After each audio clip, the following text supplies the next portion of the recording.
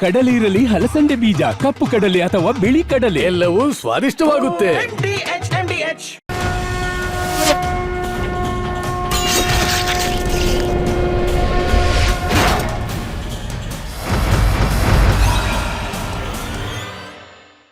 ನಮಸ್ಕಾರ. ಮಹಾಭಾರತ ವಿಶೇಷ ಚರ್ಚಾ ಕಾರ್ಯಕ್ರಮಕ್ಕೆ ಸ್ವಾಗತ. ನಾನು ಸ್ಮಿತಾ ರಂಗನಾಥ್. ಧರ್ಮಸ್ಥಳದಲ್ಲಿ ನೂರಾರು ಹೆಣ್ಣು ಮಕ್ಕಳ ಮೇಲೆ ಅತ್ಯಾಚಾರ ಆಗಿದೆ, ಹಾಗೆ ಕೊಲೆ ಮಾಡಲಾಗಿದೆ ಅನ್ನೋ ಆರೋಪದಿಂದ ಶುರುವಾದ ಪ್ರಕರಣ. ಜುಲೈನಲ್ಲಿ SIT ಕೂಡ ರಚನೆ ಆಯಿತು. ಇದೀಗ ಡಿಸೆಂಬರ್ ಕೂಡ ಮುಗ್ದು ಹೋಗ್ತಾ ಬಂದಿದೆ. ಸರಿಸುಮಾರು 5 ರಿಂದ 6 ತಿಂಗಳ ಕಾಲ ಅಂತಾರಾಷ್ಟ್ರೀಯ ಮಟ್ಟದಲ್ಲಿ ಗಮನ ಸೆಳೆದ ಪ್ರಕರಣ ಇದು. ಆಗಿದ್ದೇನು? ಚಿನ್ನಯ್ಯ ಅರೆಸ್ಟ್, ಬೇಲ್ ಮೇಲೆ ಆಚೆ. ಇಷ್ಟೇನಾ ಹಾಗಾದರೆ SIT ತನಿಖೆಯಿಂದ ಹೊರಬಿದ್ದ ವಿಚಾರಗಳು? ಇನ್ನುಳಿದವರ ಷಡ್ಯಂತ್ರದ ಪಾತ್ರಧಾರಿಗಳ ಮೇಲೆ ಕ್ರಮ ಯಾವಾಗ, ಯಾವ ಸ್ವರೂಪದಲ್ಲಿ? ಈ ಪ್ರಶ್ನೆಗಳ ನಡುವೆನೇ ಮತ್ತೊಂದು, ಈ ಷಡ್ಯಂತರಿಗಳ ಗುಂಪಿನ ಸದಸ್ಯರ ಜೊತೆಯಲ್ಲಿದ್ದಾರೆ ಅನ್ನುವರು ಕ್ಯಾಂಪೇನನ್ನು ಪ್ರಾರಂಭ ಮಾಡಿದ್ದಾರೆ. ಕೊಂದವರು ಯಾರು? ಈ ಕೊಂದವರು ಯಾರು ಅನ್ನೋ ಪ್ರಶ್ನೆಗೆ ಉತ್ತರವನ್ನು ಕೊಡಬೇಕಾಗಿರೋರು ಯಾರು? ಯಾರು ಉತ್ತರ ಕೊಡಬೇಕು? ಅವ್ರ ಮೇಲೆ ನಂಬಿಕೆಯನ್ನು ಅಟ್ಲೀಸ್ಟ್ ಈ ಪ್ರಶ್ನೆ ಕೇಳ್ತಿರುವವರಾದರೂ ಉಳಿಸ್ಕೊಂಡಿದ್ದಾರಾ? ಹೀಗೊಂದಷ್ಟು ಗೊಂದಲ. ಇವತ್ತಿನ ನಮ್ಮ ಈ ಮೆಗಾ ಡಿಬೇಟ್ನಲ್ಲೂ ಕೂಡ ಇದೇ ಧರ್ಮಸ್ಥಳದ ಮೇಲೆ ಕೇಳಲಿಕ್ಕೆ ಸಿಕ್ಕಂತಹ ಆರೋಪ ಪ್ರಕರಣ, ಹಾಗೆ ಇದರ ತನಿಖೆಯ ಹಾದಿ, ಮಹಿಳಾ ಆಯೋಗದ ಪಾತ್ರ, ಹೀಗೆ ಹಲವು ಪ್ರಶ್ನೆಗಳಿಗೆ ಉತ್ತರವನ್ನು ಕಂಡುಕೊಳ್ಳೋ ಪ್ರಯತ್ನವನ್ನು ಮಾಡ್ತಾ ಹೋಗೋಣ.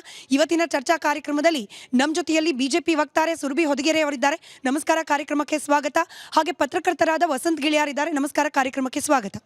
ಹಾಗೆ ಎಂದಿನಂತೆ ನಮ್ಮ ಮೆಗಾ ಡಿಬೇಟ್ನಲ್ಲಿ ನಮ್ಮ ಜೊತೆ ಆಡಿಯನ್ಸ್ ಕೂಡ ಇದ್ದಾರೆ. ನಮಸ್ಕಾರ, ಎಲ್ಲರಿಗೂ ಪ್ರೀತಿಯ ಸ್ವಾಗತ ಕಾರ್ಯಕ್ರಮಕ್ಕೆ. ಗಿಳಿಯರವರೇ, ತಮ್ಮಿಂದಲೇ ಪ್ರಾರಂಭ ಮಾಡ್ತೀನಿ. ನಾನು ಆಗಲೇ ಹೇಳಿದಾಗೆ ಜುಲೈನಿಂದ ಡಿಸೆಂಬರ್ವರೆಗೂ SIT ತನಿಖೆ ಮಾಡ್ತು. ಹಲವಾರು ಗುಂಡಿಗಳನ್ನು ಅಗೆದು ಬಗೆದು ಸಾಕ್ಷ್ಯಗಳನ್ನು ಹುಡುಕುವ ಪ್ರಯತ್ನ ಮಾಡ್ತು. ಇದರ ಪ್ರತಿಫಲ ಅನ್ನೋ ರೀತಿಯಲ್ಲಿ ಚಿನ್ನಯ್ಯ ಅರೆಸ್ಟ್, ಬೇಲ್ ಮೇಲೆ ರಿಲೀಸ್. ಇದನ್ನು ಹೊರತುಪಡಿಸಿ ಏನಾಯಿತು ಅಂತ, ಏನೇನಾಯಿತು, ಏನೇನಾಗಬೇಕಾಗಿತ್ತು, ಯಾವೆಲ್ಲ ರೀತಿಯಲ್ಲಿ ಪ್ರಕರಣ ಟ್ವಿಸ್ಟ್ ಆ್ಯಂಡ್ ಟರ್ನ್ ಪಡೆದುಕೊಳ್ತು? ಕೋರ್ಟ್ ಡೈರೆಕ್ಷನ್ ಮೇಲೆ FIR ಆಗಿರೋ ಕಾರಣಕ್ಕೆ ಕೋರ್ಟ್ ಡೈರೆಕ್ಷನ್ ಮೇಲೆ ಬಂಧನವೂ ಕೂಡ ಆಗಬೇಕಾಗ್ತದೆ ಅಂತ ಅನ್ಕೋತೀನಿ ನಾನು.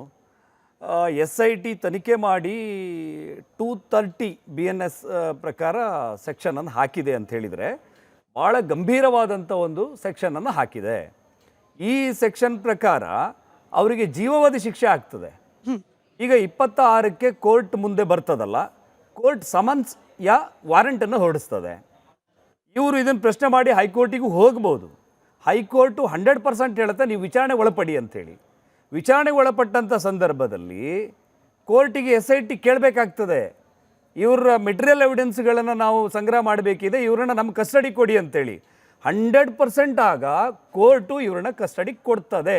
ಇವರು ಅಂತ ನೀವು ಹೇಳ್ತಾ ಇರೋದು ನಮ್ಮ ವೀಕ್ಷಕರು ಬುರುಡೆ ಗ್ಯಾಂಗ್ನವ್ರನ್ನ ಈಗ ಕೊಂದವರು ಯಾರು ಅಂಥೇಳಿ ಏನು ಬೀದಿ ರಂಪಾಟ ಮಾಡ್ತಾ ಇದ್ದಾರಲ್ಲ, ಇಡೀ ಕರ್ನಾಟಕ ರಾಜ್ಯದಾದ್ಯಂತ ಸಾವಿರ ಹೆಣ್ಣು ಮಕ್ಕಳ ನಾಪತ್ತೆ ಆಗಿದೆ.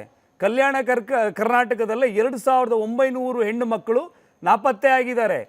ಅವರು ಹೋದದ್ದೆಲ್ಲಿಗೆ ಅಂಥೇಳಿ ಇವರು ನಿಮ್ಮ ಅವ್ರ ಹೆಸರೇನು, ಮಹಿಳಾ ಆಯೋಗನ, Nagalakshmi Chaudhari, social media, insta, ಯೂಟ್ಯೂಬ್ನಲ್ಲಿ ಇವರು ಪ್ರಚಾರದ ಗೀಳಿಗೆ ಹೋರಾಟ ಮಾಡೋದ ನಿಜವಾದ ಕಾಳಜಿ ಈ ನಾಡಿನ ಈ ನೆಲದ ಹೆಣ್ಣು ಮಕ್ಕಳ ಮೇಲೆ ಇದ್ದದ್ದೇ ಹೌದಾಗಿದ್ದರೆ, ಕಲ್ಯಾಣ ಕರ್ನಾಟಕದಲ್ಲಿ ನಾಪತ್ತೆಯಾದ ಆ ಸಹೋದರಿಯರು ಎಲ್ಲೋದ್ರು ಅಂತೇಳಿ ಕೇಳಬೇಕಲ್ವಾ? ಅದು ಇನ್ನೊಂದು ಭಾಗ. ನಾವು ಹೇಳ್ತಾ ಇರುವಂಥದ್ದು ಬುರುಡೆ ಗ್ಯಾಂಗ್ ಇದೆಯಲ್ಲ, ಬುರುಡೆ ಗ್ಯಾಂಗನ್ನು SIT ಇಲ್ಲಿಯ ತನಕ ಬಿಟ್ಟದ್ದೇ ಹೆಚ್ಚು. ಈಗ ಕಾನೂನಾತ್ಮಕವಾಗಿ ನಾವು ಮಾಹಿತಿಯನ್ನು ಪಡ್ಕೊಂಡಾಗ ಕೋರ್ಟ್ ಡೈರೆಕ್ಷನ್ ಮೇಲೆ FIR ಆಗಿದೆ, ಹಾಗಾಗಿ ಕೋರ್ಟ್ ಡೈರೆಕ್ಷನ್ ಮೇಲೆ ಬಂಧನಕ್ಕೆ ಒಳಪಡ್ತಾರೆ ಅಂತೇಳಿ ಇದೆ. ಕಾದು ನೋಡಬೇಕಾಗಿದೆ ಮೇಡಮ್. ಸರಿ, ಸುರಭಿ ಅವರೇ, ಮಹಿಳಾ ಆಯೋಗದ ಬಗ್ಗೆ ಧರ್ಮಸ್ಥಳ ವಿಚಾರದಲ್ಲಿ ಸಾಕಷ್ಟು ಬಾರಿ ಆಪಾದನೆಗಳು ಕೂಡ ಒಂದು ಕಡೆಯಿಂದ ಬಂತು, ಮತ್ತೊಂದು ಕಡೆಯಿಂದ ಶ್ಲಾಘನೆ ಕೂಡ ವ್ಯಕ್ತವಾಯಿತು. ಮಹಿಳಾ ಆಯೋಗ ಹೇಗೆ ಕೆಲಸ ಮಾಡಬೇಕು ಅನ್ನೋದನ್ನು ತೋರಿಸ್ಕೊಡ್ತಿದ್ದಾರೆ ನಾಗಲಕ್ಷ್ಮಿ ಚೌಧರಿ ಅಂತ ಹೇಳಿ ಕೆಲವರು ಹೇಳಿದ್ರೆ, ಕೇವಲ ಇದೊಂದು ಪ್ರಕರಣದಲ್ಲಿ ಯಾಕೆಷ್ಟು ಇಂಟ್ರೆಸ್ಟ್ ಅಂತ ಕೂಡ ಕೇಳಲಾಗ್ತಿದೆ. ನಾವು ಯಾವ ವರ್ಷನನ್ನು, ಜನಸಾಮಾನ್ಯರು ಈ 2 ವರ್ಷಗಳಲ್ಲಿ ಯಾವ ವರ್ಷನನ್ನು ಸತ್ಯ ಅಂತ ಹೇಳಿ ಪರಿಗಣಿಸಬೇಕು, ನಂಬಬೇಕು? ಕರ್ನಾಟಕದ ಒಬ್ಬ ಮಹಿಳೆಯಾಗಿ ಧರ್ಮಸ್ಥಳದ ಒಂದು ಷಡ್ಯಂತ್ರದ ಬಗ್ಗೆ ಮಾತಾಡಬೇಕಾದಾಗ ನನಗೆ ಯಾವತ್ತೂ ಒಂದು ಹೃದಯದಲ್ಲಿ ಒಂದು ಬಹಳ ನೋವಾಗುತ್ತೆ. ಯಾಕೆ ಅಂದರೆ 6 ತಿಂಗಳಾಯಿತು ಮಾತಾಡ್ಕೊಂಡು ಬರ್ತಾ ಇದ್ದೀವಿ. ಇದೇ 6 ತಿಂಗಳಿನಲ್ಲಿ ನಾಗಲಕ್ಷ್ಮಿ ಚೌಧರಿ ಅವರು ಉತ್ಸಾಹ ತೋರಿಸಿದಾರಲ್ಲ ಈ ಒಂದು ಕೇಸಿನಲ್ಲಿ, ಅದನ್ನು 9 ವರ್ಷದ ಬಾಲಿಕೆ ಮೈಸೂರಿನಲ್ಲಿ ಹಕ್ಕಿ ಪಿಕ್ಕಿಯ ಟ್ರೈಬ್ನಿಂದ ಒಂದು ರೇಪ್ ಮತ್ತು ಮರ್ಡರ್ ಆದಾಗ ಅವರಿಗೆ ತೋರ್ಸೋಕ್ಕಾಗಲಿಲ್ಲ. ಇಲ್ಲೇ ಬೆಂಗಳೂರಿನಲ್ಲಿ ಮಂತ್ರಿ ಮಾಲಿನ ಹಿಂದೆ ಆದಂತಹ ಒಂದು ಘಟನೆಯ ಬಗ್ಗೆ ಸ್ಟಾಕಿಂಗ್ ಕೇಸ್ನಲ್ಲಿ ಅವರಿಗೆ ತೋರಿಸೋದಕ್ಕೆ ಆಗಲಿಲ್ಲ. ಧರ್ಮಸ್ಥಳದ ಬಗ್ಗೆ ಅವ್ರು ತೋರಿಸಿರುವಂತಹ ಉತ್ಸಾಹ ಎಷ್ಟು ದೊಡ್ಡದು ಅಂದರೆ ಇನ್ನು ಯಾವ ಪ್ರಕರಣನೂ ನಡೀತಾ ಇಲ್ಲ. ನಮ್ಮ ಕರ್ನಾಟಕದಲ್ಲಿ 5 ವರ್ಷದಿಂದ 14,000 ಅಷ್ಟು ಮಿಸ್ಸಿಂಗ್ ಮಹಿಳೆಯರು ಮತ್ತು ಬಾಲಕಿಯರು ಕೇಸ್ಗಳಾಗಿದೆ. ಅದು ಜಾಸ್ತಿ ಆದಂತಹ ಪ್ರಕರಣಗಳು ಎಲ್ಲಾಗಿದೆ ಗೊತ್ತಾ?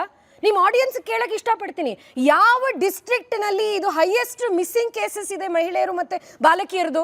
ನೀವು ದಕ್ಷಿಣ ಕನ್ನಡ ಅನ್ಕೊಂಡಿದ್ದೀರಾ, ಕಲ್ಯಾಣ ಕರ್ನಾಟಕ ಅನ್ಕೊಂಡಿದ್ದೀರಾ? ಬೆಂಗಳೂರು ನಗರ 50% ಕೇಸಸ್ ಆಗಿರುವಂಥದ್ದು ಬೆಂಗಳೂರು ನಗರ. ನಾಗಲಕ್ಷ್ಮಿ ಚೌಧರಿ ಅವರಿಗೆ ಅವರ ರೋಲ್ ಏನಿರುವಂಥದ್ದು? ಒಬ್ಬರು ಮಹಿಳಾ ಆಯೋಗ ಚೇರ್ಪರ್ಸನ್ ಆಗಿ ಅವ್ರ ರೋಲ್ ಏನು? ಅವರು ಸರ್ಕಾರದಲ್ಲಿ ನಡೀತಿರುವಂತಹ ಕೆಲಸಗಳು ಮತ್ತೆ ಇನ್ವೆಸ್ಟಿಗೇಷನ್ ಸರಿ ದಾರಿಯಲ್ಲಿ ಹೋಗ್ತಾ ಇದೆಯಾ ಅಂತ ನೋಡುವಂಥದ್ದು ಒಂದು.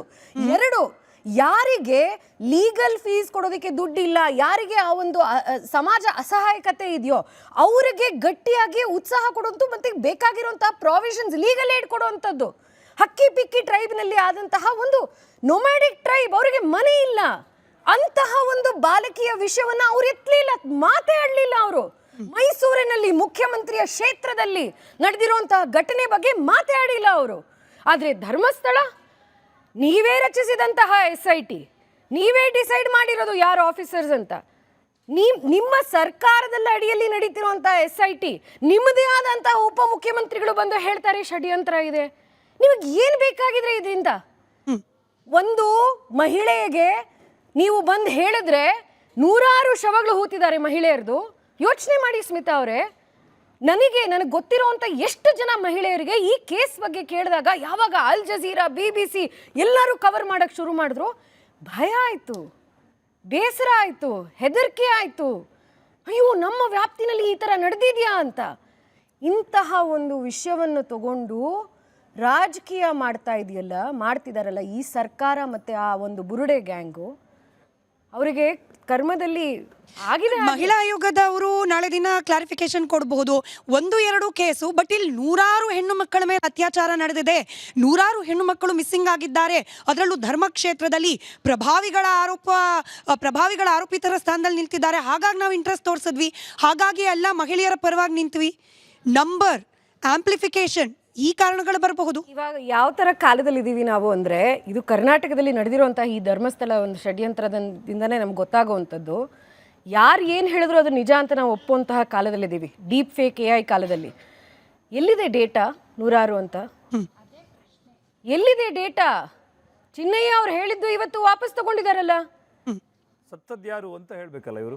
ಇಲ್ಲ, ವಸಂತ್ ಕೇಳಿಯಾರ್ ಅವರೇ, ಇದೇ ಸರ್ಕಾರ ಡೇಟಾ ಹೇಳ್ತಾ ಇದೆ ಮಿಸ್ಸಿಂಗ್ ಪರ್ಸನ್ಸ್ ಜಾಸ್ತಿ ಇರುವಂತದ್ದು ಬೆಂಗಳೂರಲ್ಲಿ ಅಂತ.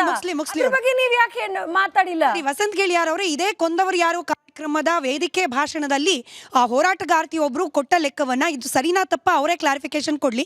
ಅವ್ರು ಹೇಳ್ತಾರೆ, ಒಟ್ಟು 2001ರಿಂದ 2012ವರೆಗೂ 10-12 ವರ್ಷಗಳ ಅಂತರದಲ್ಲಿ 452 ಅಸಹಜ ಸಾವು ಪ್ರಕರಣಗಳು ಬೆಳ್ತಂಗಡಿ ವ್ಯಾಪ್ತಿಯಲ್ಲಿ ನಡೆದಿದೆ. ಆದರೆ ಅವರೇ ಹೇಳಿರೋ ಲೆಕ್ಕ, ಅದರಲ್ಲಿ 92 ಮಹಿಳೆಯರ ಅಸಹಜ ಸಾವು ನಡೆದಿದೆ. ಈ ವೇದಿಕೆ ಕಾರ್ಯಕ್ರಮದಲ್ಲಿ ಹೇಳೋ ಸುಳ್ಳನ್ನ ಯೂಟ್ಯೂಬ್ಗಳಲ್ಲಿ ಯಾಕೆ ಹೇಳ್ತಾ ಇಲ್ಲ? ಈ ಯೂಟ್ಯೂಬ್ನಲ್ಲಿ ಹಾಗೆ ಈ ಬುರ್ಡೆ ಗ್ಯಾಂಗ್ನ ಸದಸ್ಯರೇನು ಹೇಳ್ತಿದ್ದಾರೆ, 100 ಹೆಣ್ಣು ಮಕ್ಕಳ ಕೊಲೆ ಹಾಗೆ ಅತ್ಯಾಚಾರ, 92 ಅಂತ ಹೇಳಿ ನೀವೇ ಒಂದು ಕಡೆ ವೇದಿಕೆ ಕಾರ್ಯಕ್ರಮದಲ್ಲಿ ನಂಬರ್ ಕೊಡ್ತೀರಿ, ಮತ್ತೊಂದು ಕಡೆಯಲ್ಲಿ 100 ಹೆಣ್ಣು ಮಕ್ಕಳ ಅತ್ಯಾಚಾರ. ಇದೆರಡರಲ್ಲಿ ಯಾವ್ದು ಸತ್ಯ? ಮೇಡಮ್, ಈಗ ಅಸಹಜ ಸಾವುಗಳು ಅಂತ ಹೇಳಿದರೆ ಏನು ಅಂತೇಳಿ ಆಲ್ಮೋಸ್ಟ್ ಜನರಿಗೆ ಗೊತ್ತಿದೆ. ಇವರು ಅಸಹಜ ಸಾವನ್ನು ಅತ್ಯಾಚಾರ ಮಾಡಿ ಕೊಂದು ಹಾಕಿರೋದು ಅನ್ನೋ ರೀತಿಯಲ್ಲಿ ಬಿಂಬಿಸ್ಲಿಕ್ಕೆ ಹೊರಟಿರುವಂಥದ್ದು. ಎಲ್ಲೋ ಹೊಳಗೆ ಬಿದ್ದು ಸತ್ತು ಹೋದರೆ, ಹಾವು ಕಚ್ಚಿ ಸತ್ತೋದ್ರೂ ಕೂಡ ಅಸಹಜ ಸಾವಾಗೋದು, ಆತ್ಮಹತ್ಯೆ ಮಾಡ್ಕೊಂಡ್ರು ಅಸಹಜ ಸಾವಾಗೋದು. ಈಗ ಕೊಂದವರು ಯಾರು ಅಂತ ಕೇಳ್ತಾರಲ್ಲ, ಸತ್ತದ್ದು ಯಾರು, ಹೇಗೆ ಸತ್ತರು ಹೇಳೋದು ಈ ವೇದವಲ್ಲಿ ಪದ್ಮಲತಾ ಸೌಜನ್ಯ. ಒಂದು ಅಪ್ಪನ ಮೇಲೆ ಆಪಾದನೆ ಇದೆ, ಇನ್ನೊಂದು ಗಂಡನ ಮೇಲೆ ಇದೆ, ಇನ್ನೊಂದು ಸಂತೋಷ್ ರಾವ್ ಅಂತೇಳಿ. ಈ ಸಂತೋಷ್ ರಾವನ್ನು ಇವರು ಒಪ್ಪಲ್ಲ. ಈಗ ಗೌರಿ ಲಂಕೇಶ್ ಅವರನ್ನು ಕೊಂದದ್ದು ಯಾರು ಅಂಥೇಳಿ ಇವರು ಅದೇ ರೀತಿಯಲ್ಲೊಂದು ಹೋರಾಟ ಮಾಡಿದರು. ಕೊಂದದ್ದು ಇವರು ಅಂಥೇಳಿ ತನಿಖೆ ಮಾಡಿ ತೋರಿಸಿದ್ರು, ಅವ್ರನ್ನೂ ಒಪ್ಕೊಂಡ್ರು. ಕಲಬುರ್ಗಿ ಅವ್ರದ್ದು ಒಪ್ಕೊಂಡ್ರು, ದಾಬೋಲ್ಕರ್ದು ಒಪ್ಕೊಂಡ್ರು. ಅದೇ ಎಡಬಿಡಂಗಿಗಳ, ಅದೇ ನಗರ ನಕ್ಸಲರ ಗುಂಪು ಧರ್ಮಸ್ಥಳಕ್ಕೆ ಬಂದು ಕೊಂದದ್ದು ಯಾರು ಕೇಳ್ತಾ ಇದೆ. ಅದೇ ವ್ಯವಸ್ಥೆಯ ಒಳಗಿರುವಂಥ ಏನು ತನಿಖೆ ಮಾಡಿ ಹೇಳಿದ್ದಾರೆ ಹಿಂಗೆ ಅಂತ ಹೇಳಿ. ಕೋರ್ಟ್ನಲ್ಲಿ ಯಾರು ಖುಲಾಸೆ ಆದರೂ ಇನ್ನೊಂದು ಬೇರೆ ವಿಷಯ. ಇದು ಹೆಂಗೆ ಇದು ನ್ಯಾಯ ಅಂತ ಹೇಳ್ತೀರಾ?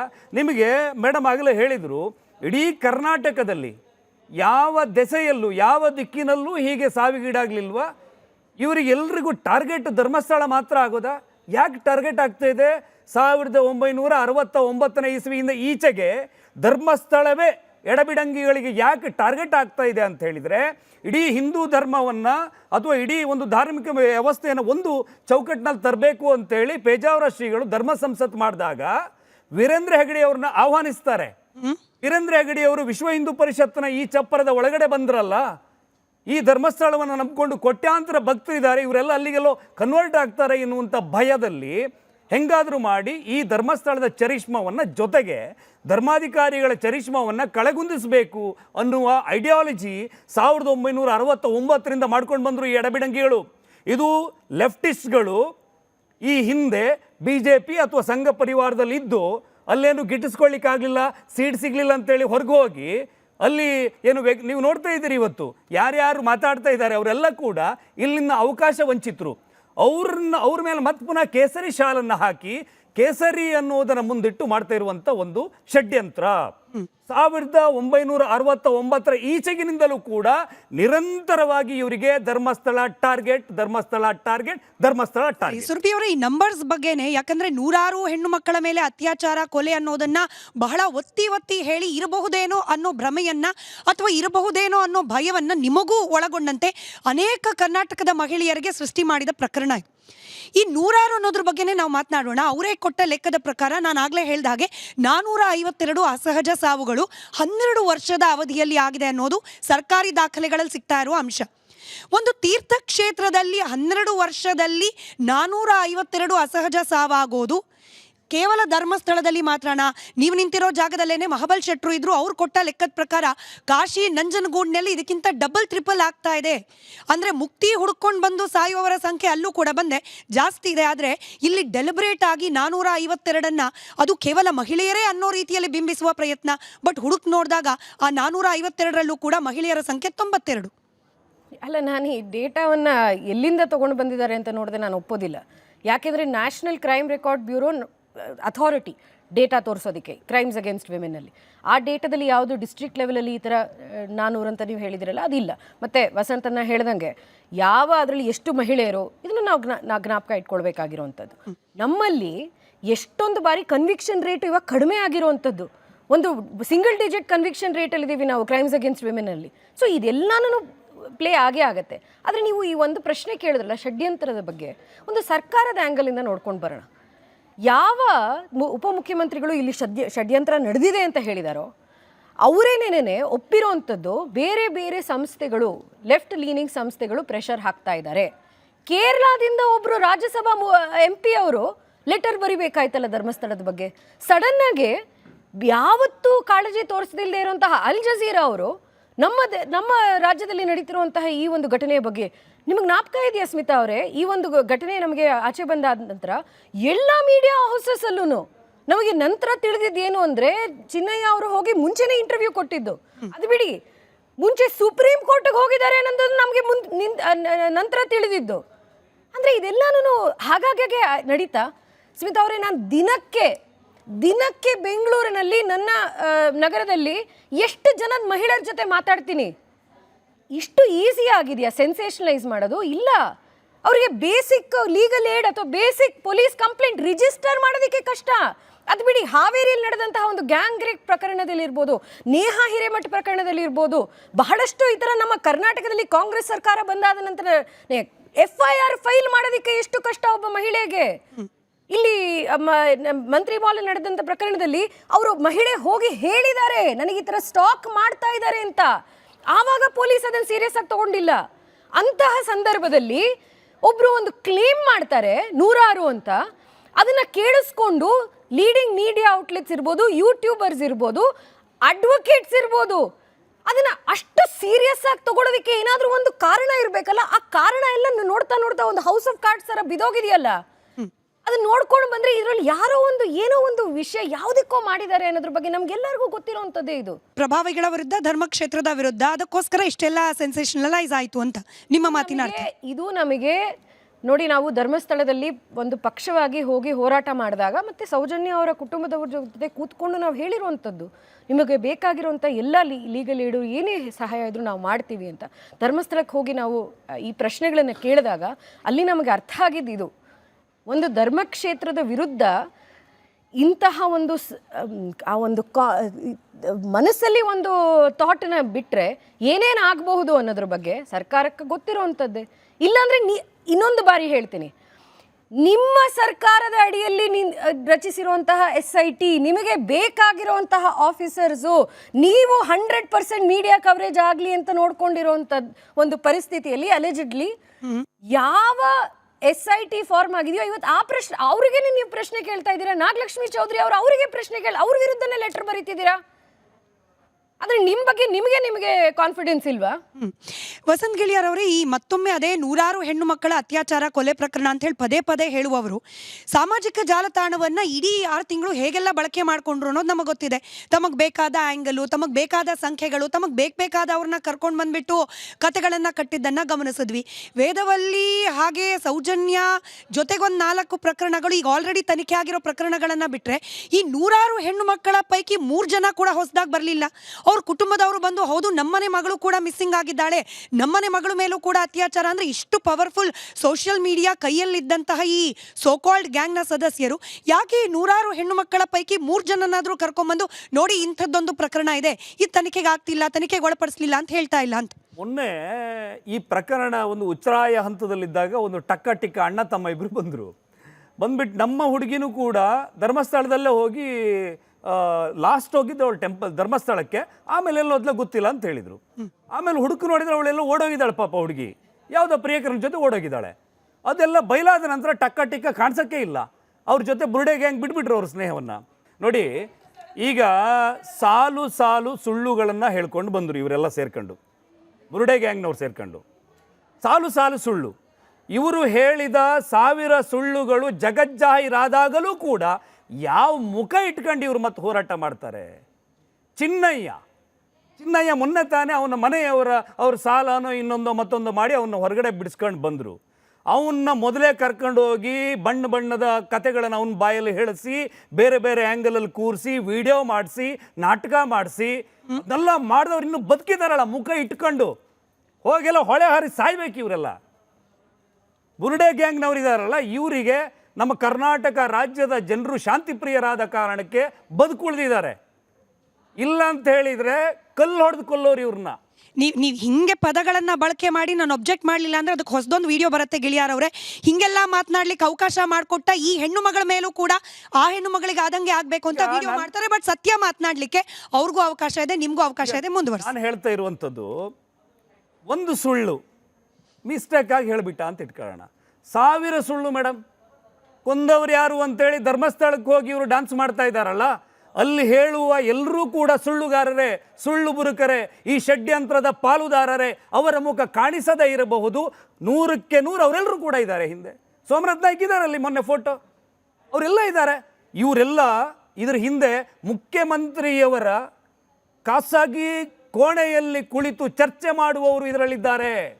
ಒಂದು ಆಡಿಯೋ ವೈರಲ್ ಆಗಿದೆ, ನಮಗೆ ಮುಖ್ಯಮಂತ್ರಿಗಳ ಜೊತೆ ಡೈರೆಕ್ಟ್ ಕನೆಕ್ಷನ್ ಇದೆ ಅಂತೇಳಿ ಸಿದ್ದರಾಮಯ್ಯ ಅವರು ಇದ್ರ ಬಗ್ಗೆ ಸ್ಪಷ್ಟೀಕರಣವನ್ನು ಕೊಡಬೇಕು ಯಾರು ಅಂತೇಳಿ. ಅಂದರೆ ರಾಧಿಕಾ ಕಾಸರಗೋಡು ಯಾವುದೋ ಒಂದು ಹೆಣ್ಮಗಳು ಹೇಳ್ತಾಳೆ, ನಾವು ಸುಮ್ಮನೆ ಇಲ್ಲ, ನಿಮ್ಗೆ ಅಲ್ಲಿ ಕಳಿಸ್ತೀವಿ, ಇಲ್ಲಿ ಕಳಿಸ್ತೀವಿ. ನಮ್ಮ ಜೊತೆ ಇರುವವರಿಗೆ ನೇರವಾಗಿ ಮುಖ್ಯಮಂತ್ರಿಗಳ ಜೊತೆ ಸಂಪರ್ಕ ಇದೆ ಅಂತ ಹೇಳ್ತಾರೆ. ಹಾಗಿದ್ರೆ ಅದು ಯಾರು? What's wrong in it? ಈಗ ನ್ಯಾಯಕ್ಕೋಸ್ಕರ, ಹೆಣ್ಣು ಮಕ್ಕಳಿಗೆ ನ್ಯಾಯ ಕೊಡಿಸೋಕೋಸ್ಕರ ಮುಖ್ಯಮಂತ್ರಿನೂ ಸಂಪರ್ಕ ಮಾಡಬಹುದು, ಪ್ರಧಾನಮಂತ್ರಿನೂ ಸಂಪರ್ಕ ಮಾಡಬಹುದು. ಸಾಂವಿಧಾನಿಕವಾದಂತ ಹುದ್ದೆಯಲ್ಲಿರುವಂತ ನಾಗರತ್ನ ಚೌಧರಿ ಅವರು ರಾಜಕಾರಣಿಯ ಹಾಗೆ ಮಾತಾಡಬಾರದು, ವರ್ತಿಸಬಾರದು, ಬಹಳ ಗಂಭೀರವಾಗಿ ಇದ್ರ ಬಗ್ಗೆ ಸ್ಟೇಟ್ಮೆಂಟ್ ಕೊಡಬೇಕು. ಅವರು ಎಲ್ಲರಿಗೂ ಆ ವ್ಯವಸ್ಥೆಗೆ ಅವ್ರು ಕೇಂದ್ರ ಬಿಂದು ಆಗಿದ್ದಾಗ ಎಲ್ರಿಗೂ ಉತ್ತರದಾಯಿಗಳು. ಒಂದು ಪಾರ್ಟಿ ಅಜೆಂಡದ ರೀತಿ ಕೆಲಸ ಮಾಡ್ತಾ ಇದ್ದಾರಲ್ಲ, ಇದು ಎಷ್ಟು ಮಟ್ಟಿಗೆ ಸರಿ? ಇದನ್ನೆಲ್ಲ ಪ್ರಶ್ನೆ ಮಾಡಬೇಕಲ್ವಾ? ಸರಿ, ನಾಗಲಕ್ಷ್ಮಿ ಚೌಧರಿ ಅವ್ರ ಬಗ್ಗೆನೇ ಇನ್ನೊಂದು 2-3 ಪ್ರಶ್ನೆ ಇದೆ. ಅದಕ್ಕೆ ಹೋಗೋಕೆ ಮುಂಚೆ ಸುರ್ಭಿ ಅವರೇ, ಈ ಫ್ರೀಡಮ್ ಪಾರ್ಕ್ನಲ್ಲಿ ಕಳೆದ 1-2 ತಿಂಗಳ ಹಿಂದೆ ಒಂದು ಸಮಾವೇಶ ಮಾಡ್ತಾರೆ. ಅಲ್ಲಿ ಧರ್ಮಸ್ಥಳ ಕ್ಷೇತ್ರ, ಇಲ್ಲಿ ನಮ್ಮ ಆಡಿಯನ್ಸ್ನಲ್ಲಿ ಕೂತಿರೋರು ಒಬ್ರು ಹೇಳ್ತಿದ್ರು, ಆ ಕ್ಷೇತ್ರದ ಬಗ್ಗೆ ಯಾರೂ ಮಾತನಾಡ್ತಾ ಇಲ್ಲ, ಆ ಕ್ಷೇತ್ರದ ಬಗ್ಗೆ ತುಂಬ ನಮಗೆಲ್ಲರಿಗೂ ಕೂಡ ಗೌರವ ಇದೆ, ಹೋರಾಟಗಾರರಿಗೂ ಗೌರವ ಇದೆ ಅಂತ ಹೇಳಿ. ಆದರೆ ಫ್ರೀಡಮ್ ಪಾರ್ಕ್ನಲ್ಲಿ ನಡೆದ ಕಾರ್ಯಕ್ರಮದಲ್ಲಿ ಏನು ಹೇಳ್ತಾರೆ, ಆ ಧರ್ಮಸ್ಥಳ ಕ್ಷೇತ್ರದಲ್ಲಿ ಇರುವವರೆಲ್ಲರೂ ಕೂಡ ಮನುವಾದಿಗಳು, ಅಲ್ಲಿದ್ದು ಬೇರೆ ಯಾವುದೋ ಮಂದಿರ, ಅದನ್ನು ಕೆಡವಿ ಇವ್ರು ಕಟ್ಟಿರೋ ದೇವಸ್ಥಾನ, ಹಾಗೆ ಅವರ ಬಳಿಯಲ್ಲಿ ಕೋಟ್ಯಾಂತರ ರೂಪಾಯಿ ಬೆಲೆ ಬಾಳುವಂತಹ ಸಂಪತ್ತಿದೆ, ನಾವು 2,000 ಕೋಟಿನೋ 2 ಲಕ್ಷ ಕೋಟಿನೋ ಆ ಆದಾಯ, ಅದ್ರ ಬಗ್ಗೆ ನಾವು ಟಾರ್ಗೆಟ್ ಮಾಡಬೇಕು. ಇದೆಲ್ಲವೂ ಕೂಡ ಕೇವಲ ಆರೋಪಿ ಸ್ಥಾನದಲ್ಲಿ ನಿಂತಿದ್ರೆ, ಆ ಪ್ರಭಾವಿಗಳಾಗಿದ್ರೆ ಪ್ರಭಾವಿಗಳ ಹೆಸರು ಬಗ್ಗೆ ಮಾತನಾಡಬೇಕಾಗಿತ್ತು. ಆದರೆ ಮಾತನಾಡ್ತಿರೋದು ಧರ್ಮಕ್ಷೇತ್ರದ ಬಗ್ಗೆ. ನಿನ್ನೆ ನಡೆದ ಕಾರ್ಯಕ್ರಮ, ಈ ಕೊಂದವರು ಯಾರು ಅನ್ನೋ ಕಾರ್ಯಕ್ರಮ, ಅದರಲ್ಲೊಬ್ಬರು ಹಿರಿಯ ಮಹಿಳೆ ನಿಂತ್ಬಿಟ್ಟು ಮಾತನಾಡ್ತಾರೆ, ನಾವು ಚಿಕ್ಕವರು ಇರಬೇಕಾದ್ರೆ ಧರ್ಮಕ್ಷೇತ್ರಗಳಿಗೆ, ತೀರ್ಥಕ್ಷೇತ್ರಗಳಿಗೆ ಮನೆ ಹೆಣ್ಮಕ್ಳನ್ನ ಕರ್ಕೊಂಡು ಹೋಗ್ತಿರ್ಲಿಲ್ಲ, ಯಾಕೆ ಅಂತ ನಮಗೆ ಅವಾಗ ಗೊತ್ತಾಗ್ತಿರ್ಲಿಲ್ಲ, ಆದರೆ ಇವಾಗ ಗೊತ್ತಾಗ್ತಿದೆ ಯಾಕೆ ಕರ್ಕೊಂಡು ಹೋಗ್ತಿರ್ಲಿಲ್ಲ. ಅಲ್ಲಿಗೆ ಹೆಣ್ಮಕ್ಳನ್ನ ಕರ್ಕೊಂಡು ಹೋದ್ರೆ ಅಲ್ಲೇ ಬಿಟ್ಟು ಬರೋ ಪರಿಸ್ಥಿತಿ ಇರ್ತಿತ್ತು. ಹಾಗೆ ಅಂದರೆ ಹೀಗೆ ಮಾತನಾಡುವ ಮೂಲಕ ಹಿಂದೂಗಳ ಧಾರ್ಮಿಕ ಶ್ರದ್ಧಾ ಕೇಂದ್ರಗಳನ್ನು ರೇಪ್ ನಡೆಯುವ ಸ್ಥಳ, ಹೆಣ್ಣು ಮಕ್ಕಳ ಮೇಲೆ ದೌರ್ಜನ್ಯ ನಡೆಯೋ ಸ್ಥಳ, ಹೀಗೆ ವ್ಯವಸ್ಥಿತವಾಗಿ ಬಿಂಬಿಸೋ ಪ್ರಯತ್ನ ಆಗ್ತಿದೆ ಅಂತ ಹೇಳಿ ಯಾಕೆ ಮಾತನಾಡಬಾರ್ದು? ಸ್ಮಿತಾ ಅವರೇ, ಈ ವಿಷಯವನ್ನು ಮಾತಾಡಬೇಕಾದಾಗ ಒಂದು ಜ್ಞಾಪಕ ಇಟ್ಕೊಳ್ಬೇಕು. ಮಹಿಳೆಯರ ಸಬಲೀಕರಣ, ಮಹಿಳೆಯರ ಬಗ್ಗೆ ಮಾತುಕತೆ ನಡೆದಾಗ ನಮ್ಮನ್ನು ಬಳಸ್ತಾ ಇದ್ದಾರೆ ಅಷ್ಟೇ, ನಮ್ಮನ್ನು ಮನಸ್ಸು ಕೆಡಿಸಿ ನಮ್ಮನ್ನು ಬಳಸ್ಕೊಳ್ತಾ ಇದ್ದಾರೆ. ಇದು ನಾನು ಹೇಳ್ತಾ ಇಲ್ಲ, ನೀವು ಹೇಳ್ತಾ ಇಲ್ಲ, ವೇದಿಕೆ ಮೇಲೆ ಅವರೇ ಬಂದು ಹೇಳ್ತಾ ಇದ್ದಾರೆ. ಅಂದರೆ ನಮ್ಮ ರಾಜಕೀಯ ಒಂದು ಲಾಭಕ್ಕೋಸ್ಕರ ಮಹಿಳೆಯರ ದೌರ್ಜನ್ಯ ವಿಷಯವನ್ನು ತೆಗಿತಾ ಇದ್ದೀವಿ ನಾವು ಅಂತ ಅವರೇ ಒಪ್ಪುತ್ತಾ ಇದ್ದಾರಲ್ಲ. ಚಿನ್ನಯ್ಯ ಅವ್ರನ್ನ ನೀವು ಕರ್ಕೊಂಡು ಹೋಗಿ ಎಲ್ಲ ಕಡೆ, ಡೆಲ್ಲಿಲಿರ್ಬೋದು, ತಮಿಳ್ನಾಡಲ್ಲಿರ್ಬೋದು, ಆ ನಂತರ ಇರೋ ಎಲ್ಲೆಲ್ಲಿ ಡಿಗ್ ಮಾಡಿದ್ರು ಎಲ್ಲ ಕಡೆ ಕರ್ಕೊಂಡು ಹೋದ್ರಲ್ಲ, ಅವರ ಹೆಂಡತಿ, ಅವ್ರ ಮಕ್ಕಳು ನಿಮಗೆ ಮಹಿಳೆಯರ ಥರ ಅನ್ನಿಸ್ಲಿಲ್ಲ? ಅವ್ರಿಗೆ ನಿಮಗೆ ಬೇಸರ ಆಗಲಿಲ್ವಾ? ಅವ್ರು ಕೂತಿದಾರಲ್ಲ, ಇವಾಗ ದುಡ್ಡಿಲ್ಲ, ಏನೂ ಇಲ್ಲ, ಸಮಸ್ಯೆಯಲ್ಲಿ ಕೂತಿದಾರಲ್ಲ, ಅವ್ರ ಬಗ್ಗೆ ನಿಮಗೇನು ಕಾಳಜಿ ಇಲ್ವಾ? ಅಥವಾ ಬರೀ ಈ ಒಂದು ಕ್ಷೇತ್ರದಲ್ಲಿ ಮಾತ್ರ ನಡೆದಿದೆ ಮಹಿಳೆಯರ ವಿರುದ್ಧ ದೌರ್ಜನ್ಯ ಅಂತ ಹೇಳ್ತಾ ಇರುವಂತಹ ಒಂದು ಭ್ರಮೆಯನ್ನು ಸೃಷ್ಟಿಸಿರುವ ಈ ಒಂದು ಗ್ಯಾಂಗ್ಗೆ ಬೇರೆ ಯಾವ ಮಹಿಳೆಯರ ಹಿಂಸೆನೂ ಕಾಣಿಸ್ತಿಲ್ವಾ? ಈ ಒಂದು ಪ್ರಶ್ನೆ ಪ್ರತಿ ಸರಿನೂ ಬರುತ್ತೆ. ಇಲ್ಲಿ ಮಾತ್ರ ಅಲ್ಲ, ಈ ವೇದಿಕೆಯಲ್ಲಿ ಮಾತ್ರ ಅಲ್ಲ, ಎಲ್ಲ ಕಡೆ ಈ ವಿಷಯವನ್ನು ಮಾತಾಡಿದಾಗ ಆ ಒಂದು ಹೆಣ್ಣುಮಗಳು ಸೌಜನ್ಯ ಬಗ್ಗೆ ತೆಗಿತಾರೆ. ಅವಳಿಲ್ಲ ಇವತ್ತು, ಅವಳ ಕಥೆಯನ್ನು ಹೇಳ್ಕೊಡೋದಕ್ಕೆ ಅವರ ಮನೆಯವ್ರಿಗೂ ಒಂದು ಸಾಕಾಗಿರುವಂತಹ ಪರಿಸ್ಥಿತಿಲಿದ್ದಾರೆ. ನಾವು ಒಂದು ರಾಜಕೀಯ ಪಕ್ಷವಾಗಿ, ಪ್ರತಿಪಕ್ಷವಾಗಿ ಸೌಜನ್ಯ ಮನೆಗೆ ಹೋಗಿ ನಾವು ನಮ್ಮ ಕರ್ತವ್ಯನ ಮಾಡಿ ನಿಮಗೇನು ಸಹಾಯ ಬೇಕೋ ನಾವು ಮಾಡೋದಕ್ಕೆ ರೆಡಿ ಇದ್ದೀವಿ ಅಂತ. ಆದರೆ ಇಲ್ಲಿ ತಪ್ಪು ಎಲ್ಲಾಗ್ತಿರೋದು, ಸೌಜನ್ಯ ಬಗ್ಗೆ ಮಾತಾಡಲಿಲ್ಲ ಅಂದರೆ ಧರ್ಮಸ್ಥಳದಲ್ಲಿ ನಡೀತಿರುವಂಥ ಈ ಷಡ್ಯಂತ್ರ ಬಗ್ಗೆ ನಿಮಗೆ 100% ಅದಕ್ಕೆ ಲಿಂಕ್ ಇದೆಯಾ? ಸೌಜನ್ಯ ಕೇಸಿನಲ್ಲಿ ನಡೆದಿರೋದೇನು ವಸಂತಣ್ಣ ಇನ್ನೂ ಡೀಟೇಲ್ ಆಗಿ ಹೇಳೋಕ್ಕೆ ಸಾಧ್ಯ ಇದೆ. ಅಲ್ಲಿ ನಡೆದಿರೋದೇನು, ಮುಂದಿನ ಆಪ್ಷನ್ಸ್ ಇರೋದೇನು ಲೀಗಲ್ ಆಗಿ, ಅದನ್ನು ತಗೊಳ್ಬೇಕಾಗಿರೋಂಥವ್ರು ಯಾರು? ನೀವು ಒಂದು ನಮಗೆ ಬೇಸರ ಆಗಬೇಕಾಗಿರೋವಂಥದ್ದು ಇದು. ನಾನು ಹೀಗೇ ಹೇಳ್ಕೊಂಡೋದ್ರೆ ಇನ್ನೊಂದು ವಿಷಯ ಮಾತಾಡಬೇಕಾದಾಗ ಇಲ್ಲಿ ಬೆಂಗಳೂರು ನಡೆದ ಮಂಜುಳಾ ಶೆಟ್ಟಿ ಅವ್ರ ಕೇಸ್ ಬಗ್ಗೆ ಮಾತಾಡಲ್ಲ, ನೀವು ಯಾಕೆ ಅವ್ರ ಬಗ್ಗೆ ಮಾತಾಡ್ತಿಲ್ಲ? ಅದು ಕೋಲ್ಡ್ ಕೇಸೇ ಆಗಿದ್ದು, ಆರೋಪಿಗಳು ಸಿಕ್ಕಲಿಲ್ಲ. ಅಥವಾ ಬಹಳಷ್ಟು ಈ ಥರ ಕೇಸಸ್ ಇದೆ, ಒಂದು ಕ್ರೈಮ್ ಸೀರೀಸೇ ಮಾಡಿದ್ದಾರೆ ಕೋಲ್ಡ್ ಕೇಸಸ್ ಬಗ್ಗೆ. ಒಬ್ಬ ಹೆಣ್ಣು ಮಗಳಲ್ಲಿ ನಡೆದಿರುವಂತಹ ಈ ಘಟನೆಯ ತಗೊಂಡು ನೀವು ಏನು ಹೇಳಕ್ಕೆ ಪ್ರಯತ್ನ ಪಡ್ತಾ ಇದ್ದೀರಾ? ಅವಳಿಗೆ ನ್ಯಾಯ ಹಿಂಗೆ ಮಾತಾಡ್ತಾ ಆ ಹೆಣ್ಮಗಳು ಆತ್ಮಕ್ಕೆ ಶಾಂತಿ ಸಿಗ್ತಾ ಅದೇ ಪ್ರಶ್ನೆನ ಇವ್ರು ಕೇಳಿದ್ದೆ ಪ್ರಶ್ನೆ. ಒಂದೇನು ಆ ಪ್ರಶ್ನೆಗೆ ಉತ್ತರ ಕೊಡ್ತೀನಿ ದಯವಿಟ್ಟು. ನನ್ನ ಬಹಳ ಒಂದು ಹೃದಯಪೂರ್ವಕವಾದಂಥ ಮನವಿ, ದಯವಿಟ್ಟು ಸೌಜನ್ಯ ಹೆಸರನ್ನ ಬಳಕೆ ಮಾಡಿಕೊಂಡು ತಪ್ಪ ರಾಜಕೀಯ ಮಾಡೋದಕ್ಕೆ ಪ್ರಯತ್ನ ಪಡಬೇಡಿ. ಒಂದು ರಾಜ್ಯವಾಗಿ ನಾವು ಕಂಡಿರುವಂಥದ್ದು ತುಂಬ ಜಾಸ್ತಿ ಆಗಿದೆ ಈ 6 ತಿಂಗಳಿನಲ್ಲಿ. ಯಾಕೆಂದರೆ ನಾಳೆ ಏನಾಗುತ್ತೆ ಅಂದರೆ ನಿಜವಾದ ಒಂದಿಷ್ಟು ಕಾರಣಾಂತರಗಳಿಂದ ಯಾವ್ದಾದ್ರು ಕೇಸ್ ಅಕ್ವಿಟ್ ಆಗಲಿಲ್ಲ ಅಂದರೆ ಮಹಿಳೆಯರಿಗೆ ಹೆದರಿಕೆ ಶುರುವಾಗುತ್ತೆ. ಯೋಚನೆ ಮಾಡಿ, ತಾಯಂದ್ರೆ ಯೋಚನೆ ಮಾಡಿ. ಸರಿ, ಇವ್ರದೇ ಪ್ರಶ್ನೆಗೆ ವಸಂತ್ ಗಿಳಿಯಾರ್ ಅವರೇ, ಕೊಂದವ್ರು ಯಾರು ಅಂತ ಹೇಳಿ ಪ್ರಶ್ನೆ ಕೇಳ್ತಾ ಇರುವವರು ನಮ್ಮ ಹತ್ರ ಹೊತ್ತುಕೊಂಡು ಹೋದವರನ್ನ ನೋಡಿದವ್ರು ಇದ್ದಾರೆ ಅಂದವ್ರನ್ನ ಯಾಕೆ ಕೇಳ್ತಿಲ್ಲ ಕೊಂದವ್ರು ಯಾರು ಅಂತ ಹೇಳಿ? ಮೊಬೈಲ್ನಲ್ಲಿ ಸಾಕ್ಷಿ ಇದೆ, ಆಚೆ ಬಂದುಬಿಡುತ್ತೆ ಅಂದವ್ರನ್ನ ಯಾಕೆ ಕೇಳ್ತಿಲ್ಲ ಕೊಂದವ್ರು ಯಾರು ಅಂತ ಹೇಳಿ?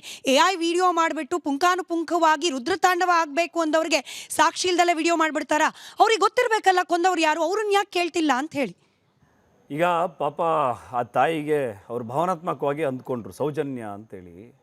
ನೀವು ತಾಯಿ ಒಂದು ಪ್ರಶ್ನೆ ಕೇಳಿ, ಸೌಜನ್ಯ ವಿಷಯದಲ್ಲಿ ತಿಂದವರು ಯಾರು ಅಂತ ಕೇಳಿ. ನೀವು ಕೋಟಿಗಟ್ಟಲೆ ದಂಧೆ ಮಾಡಿಕೊಂಡು ಒಂದು ಹೆಣ್ಣಿನ ಸಾವನ್ನು ನೀವೊಂದು ಅಂತಃಪ್ರಜ್ಞೆಯಲ್ಲಿ ಯೋಚನೆ ಮಾಡಿ. ನೀವೊಂದು ಹೆಣ್ಣು, ನಿಮಗೊಂದು ಹೆಣ್ಣು ಮಗಳಿರ್ಬೋದು, ಒಂದು ಹೆಣ್ಣಿನ ಸಾವಿನ ವಿಚಾರ ಇಟ್ಕೊಂಡು 16,000 ಚದರಡಿಯ ಬಂಗಲೆಯನ್ನು ಯಾವುದೇ ಉದ್ಯಮದ ಹಿನ್ನೆಲೆ ಇಲ್ಲದೆ ಕಟ್ಟಿಸ್ಕೊಂಡ್ರಲ್ಲ, ತಿಂದವರು ಯಾರು ಅನ್ನೋ ಪ್ರಶ್ನೆ ನಿಮ್ಗೆ ಕೇಳಬೇಕನ್ಸಿಲ್ವಾ? ಸೌಜನ್ಯ ಸಾವಿಗೆ ಸಾಕ್ಷಿಯನ್ನು ಪೊಲೀಸರು 2-3 ತನಿಖೆಯವ್ರು ತಗೊಂಡು ಬಂದು ಕೊಟ್ಟಾಗ ಆ ಸಾಕ್ಷಿಗಳು ಹಾಸ್ಟೆಲ್ ವಿಟ್ನೆಸ್ ಆಗೋ ಹಾಗೆ ಮಾಡಿದವ್ರು ಯಾರು? ಈಗ ಪುನಃ ನೀವು ಚಾಲೆಂಜ್ ಹಾಕಿ, ಸೌಜನ್ಯ ಪ್ರಕರಣ ರೀಟ್ರಯಲ್ ಆಗಲಿ. ಬಹುಶಃ ಭಾರತದಲ್ಲಿ ಇವತ್ತಿನ ತನಕ ಆಗಲಿಲ್ಲ, ಯಾವ ಪ್ರಕರಣವೂ ಕೂಡ ರೀಟ್ರಯಲ್ ಆಗಲಿಲ್ಲ. ರೀಟ್ರಯಲ್ ಆದರೆ ಇವರೆಲ್ಲರೂ ಒಳಗೆ ಹೋಗ್ತಾರೆ. ಯಾರು? ಸೌಜನ್ಯಳ ಕುಟುಂಬದವರು ಸಮೇತ. ಯಾಕೆ ಹೇಳಿ? ಸಾಕ್ಷಿಯನ್ನು ವಂಚಿಸಿದ್ರು ಕೋರ್ಟಿಗೆ.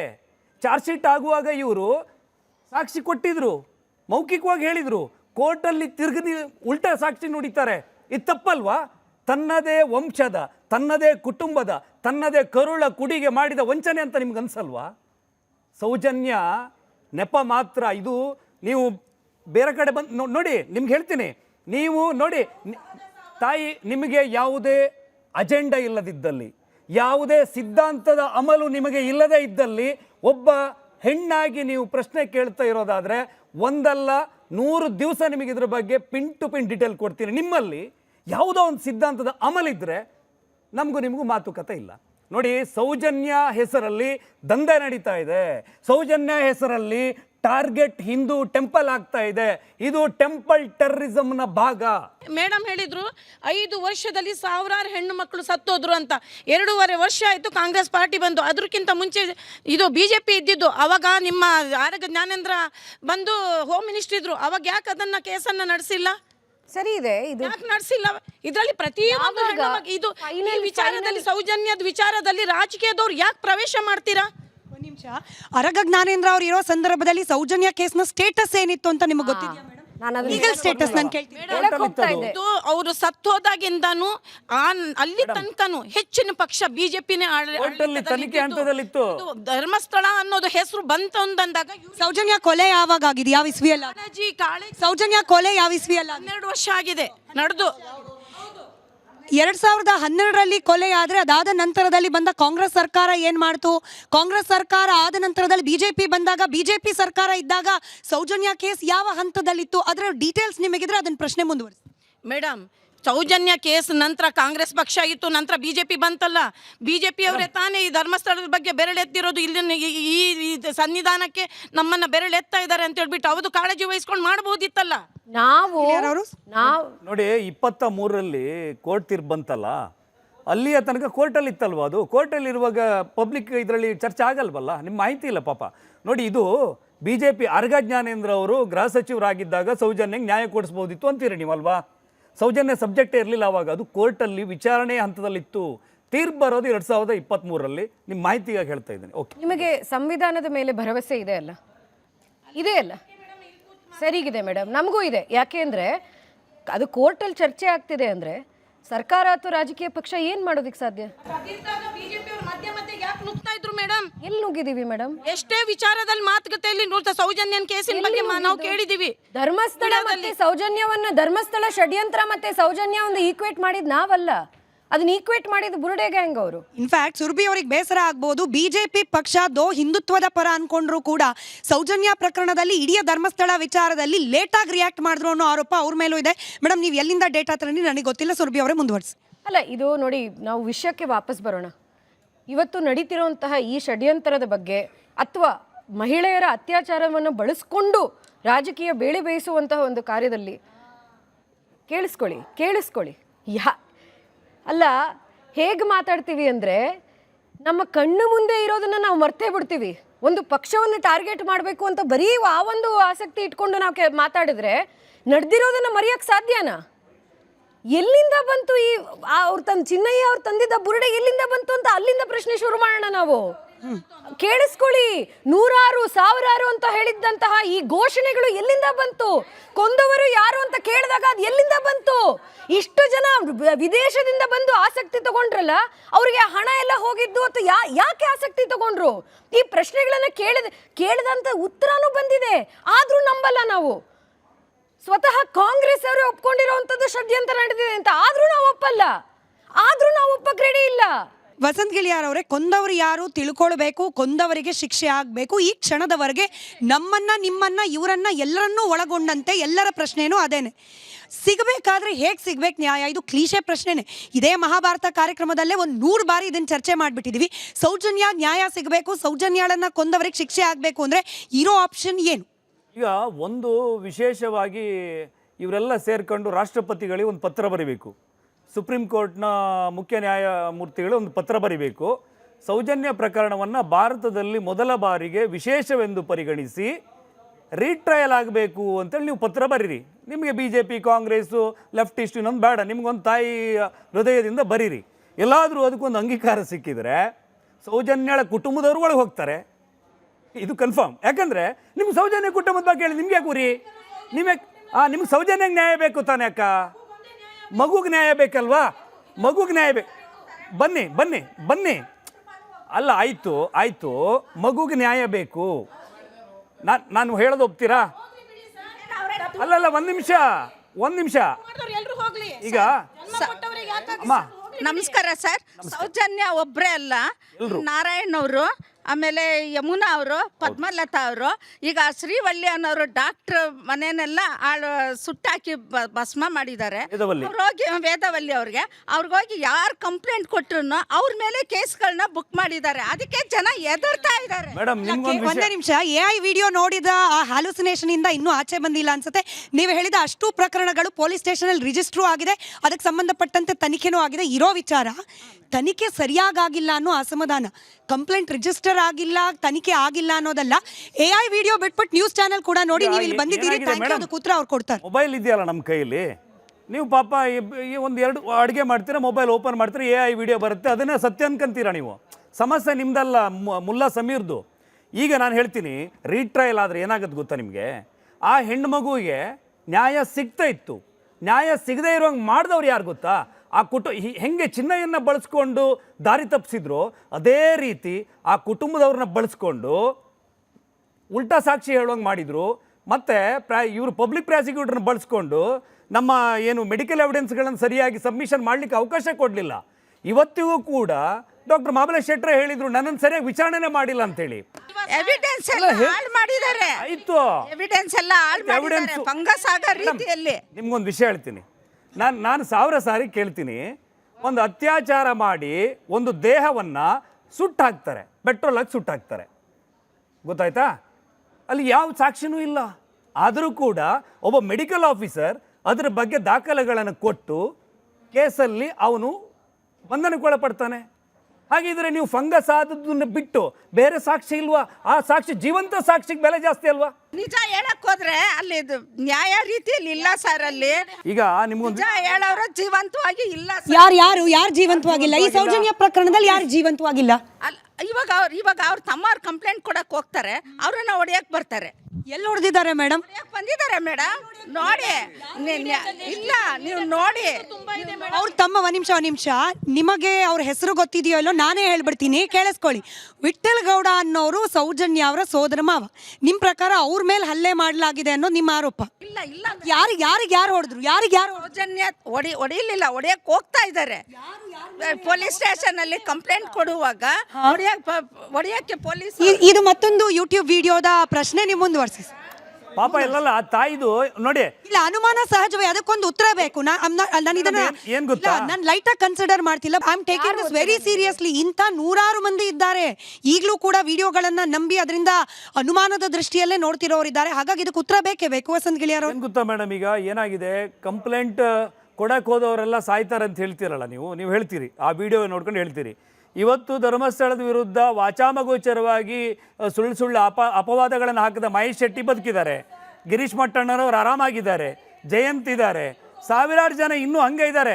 ಅವರು ಯೂಟ್ಯೂಬ್ ವಿಡಿಯೋಗಳನ್ನು ನೋಡಿಕೊಂಡು ಒಂದಿಷ್ಟು ಕನ್ಫ್ಯೂಷನ್ಗೆ ಒಳಗಾಗಿದ್ದೀರಿ.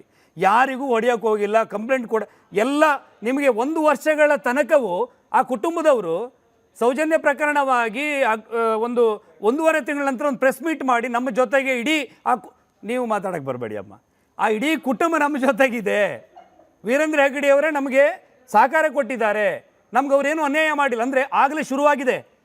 ಸೌಜನ್ಯ ಸತ್ತು 1 ವಾರದಲ್ಲೇ ಸೋಮನಾಥ್ ನಾಯ್ಕ ಒಂದು ಮೆಸೇಜ್ ಹರಿಯೇ ಬಿಡ್ತಾರೆ ಯಾವುದು ಮೊಬೈಲ್ನಲ್ಲಿ ಈ ಸಾವಿಗೆ ಧರ್ಮಸ್ಥಳಕ್ಕೂ ಲಿಂಕ್ ಇದೆ ಅಂತೇಳಿ ಆ ಪ್ರಕರಣದಲ್ಲಿ ಚರ್ಚೆ ಶುರುವಾಗ್ತದೆ. ಸೋಮನಾಥ್ ನಾಯ್ಕರ ಮೇಲೆ ಕಂಪ್ಲೇಂಟ್ ಆಗುತ್ತೆ, ಅಲ್ಲಿ ಸ್ಟೇಷನ್ಗೆ ಹೋಗಿ ಮುಚ್ಚಳಿಕೆ ಬರ್ಕೊಟ್ಟು ಬರ್ತಾರೆ ಅವರು.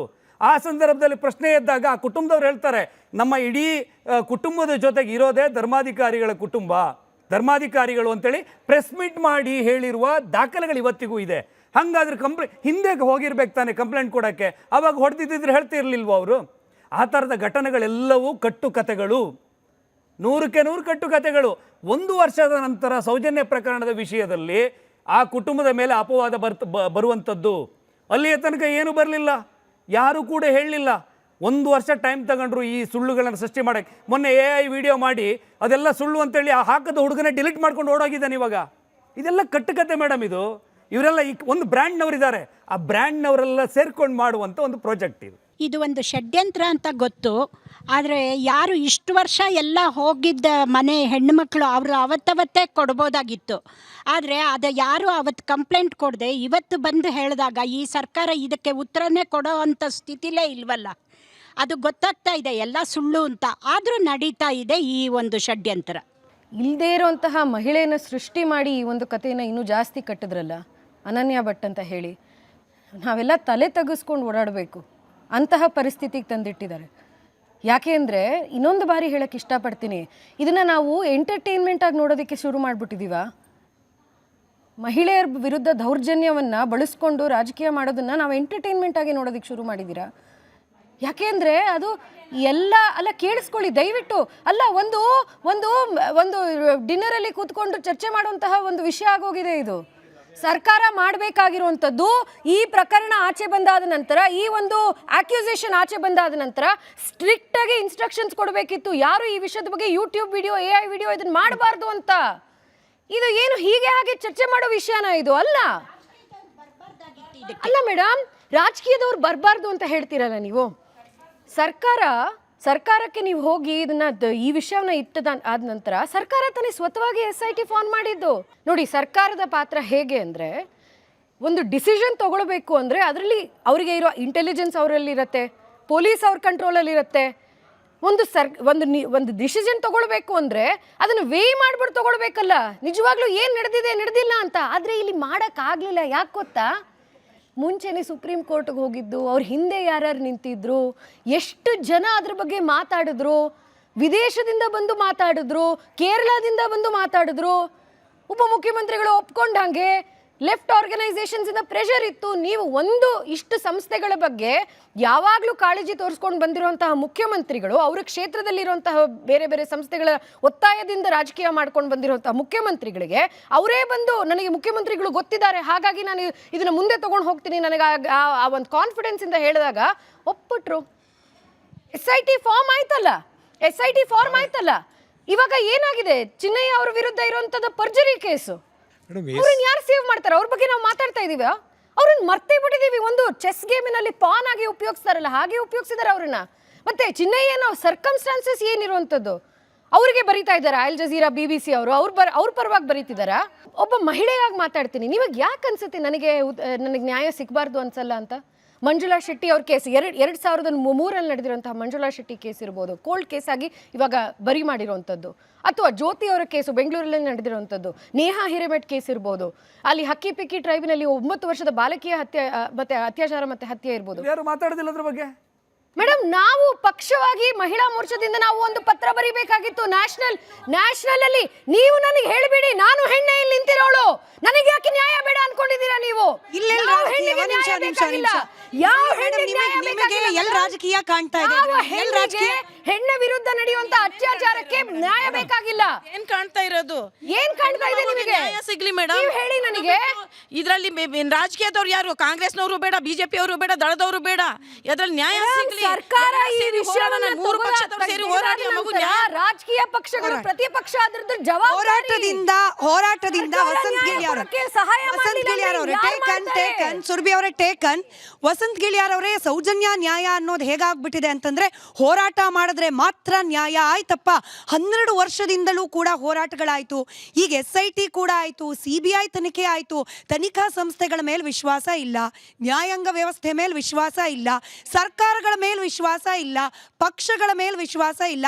ಇನ್ನು ಏಲಿಯನ್ಗಳನ್ನ ಕರೆಸಿ ತನಿಖೆ ಮಾಡಿಸೋದು ಒಂದೇ ಬಾಕಿ ಇರೋದು. ಇಲ್ಲದೆ ಹೋದ್ರೆ ಬೀದಿ ಹೋರಾಟ. ಈ ಭೂಮಿ ಎಲ್ಲಿವರೆಗೂ ಇರುತ್ತೋ ಅಲ್ಲಿವರೆಗೂ ಹೋರಾಟ. ಈಗ ಅವರೇ ಹೇಳಿದಾಗೆ BJPನೂ ಬೇಡ, ದಳನೂ ಬೇಡ, ಕಾಂಗ್ರೆಸ್ಸು ಬೇಡ, ಕಮ್ಯುನಿಸ್ಟ್ ಬರಲ್ಲ, ಏನು ಮಾಡಲಿ ಮೇಡಮ್? ಈಗ ಸಮಸ್ಯೆ ಏನು ಗೊತ್ತಾ ನಿಮಗೆ?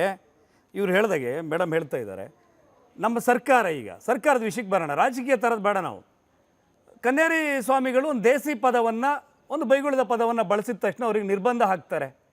ಹಾಗೆ ನಮ್ಮ ಧರ್ಮಸ್ಥಳದಲ್ಲಿ ಧರ್ಮಾಧಿಕಾರಿಗಳ ವಿರುದ್ಧ ಹಾದಿ ಬೀದಿಯಲ್ಲಿ ನಿಂತ್ಕೊಂಡು ವಾಚಾಮಗೋಚರವಾಗಿ ಮಾತಾಡಿದವ್ರ ಮೇಲೆ ಒಂದೇ ಒಂದು ಸುಮೋಟೋ ಪ್ರಕರಣ ದಾಖಲಾಗಲ್ಲ.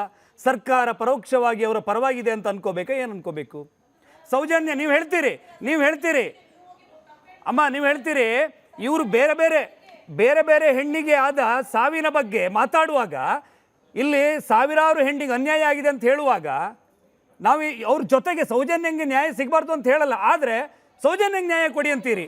ಆ ಹೆಣ್ಮಕ್ಳ ಬಗ್ಗೆ ನಿಮ್ಗೆ ಕನ್ಸರ್ನೇ ಇಲ್ಲ. ಹಂಗಿದ್ರೆ ನೀವು ಯಾಕೆ ಮಾತಾಡಲ್ಲ ಎಲ್ಲ ಹೆಣ್ಮಕ್ಳ ಬಗ್ಗೆ? ವಸಂತ್ ಸರ್ ಹೇಳಿ ಸರ್. ಫಸ್ಟ್ ಆಫ್ ಆಲ್ ನಾ ಹೇಳೋದು, ಈ ಸೌಜನ್ಯ ಸಿಗಲಿ, ಎಲ್ಲ ಹೆಣ್ಮಕ್ಳಿಗೂ ಸಿಗಲಿ. Yes sir.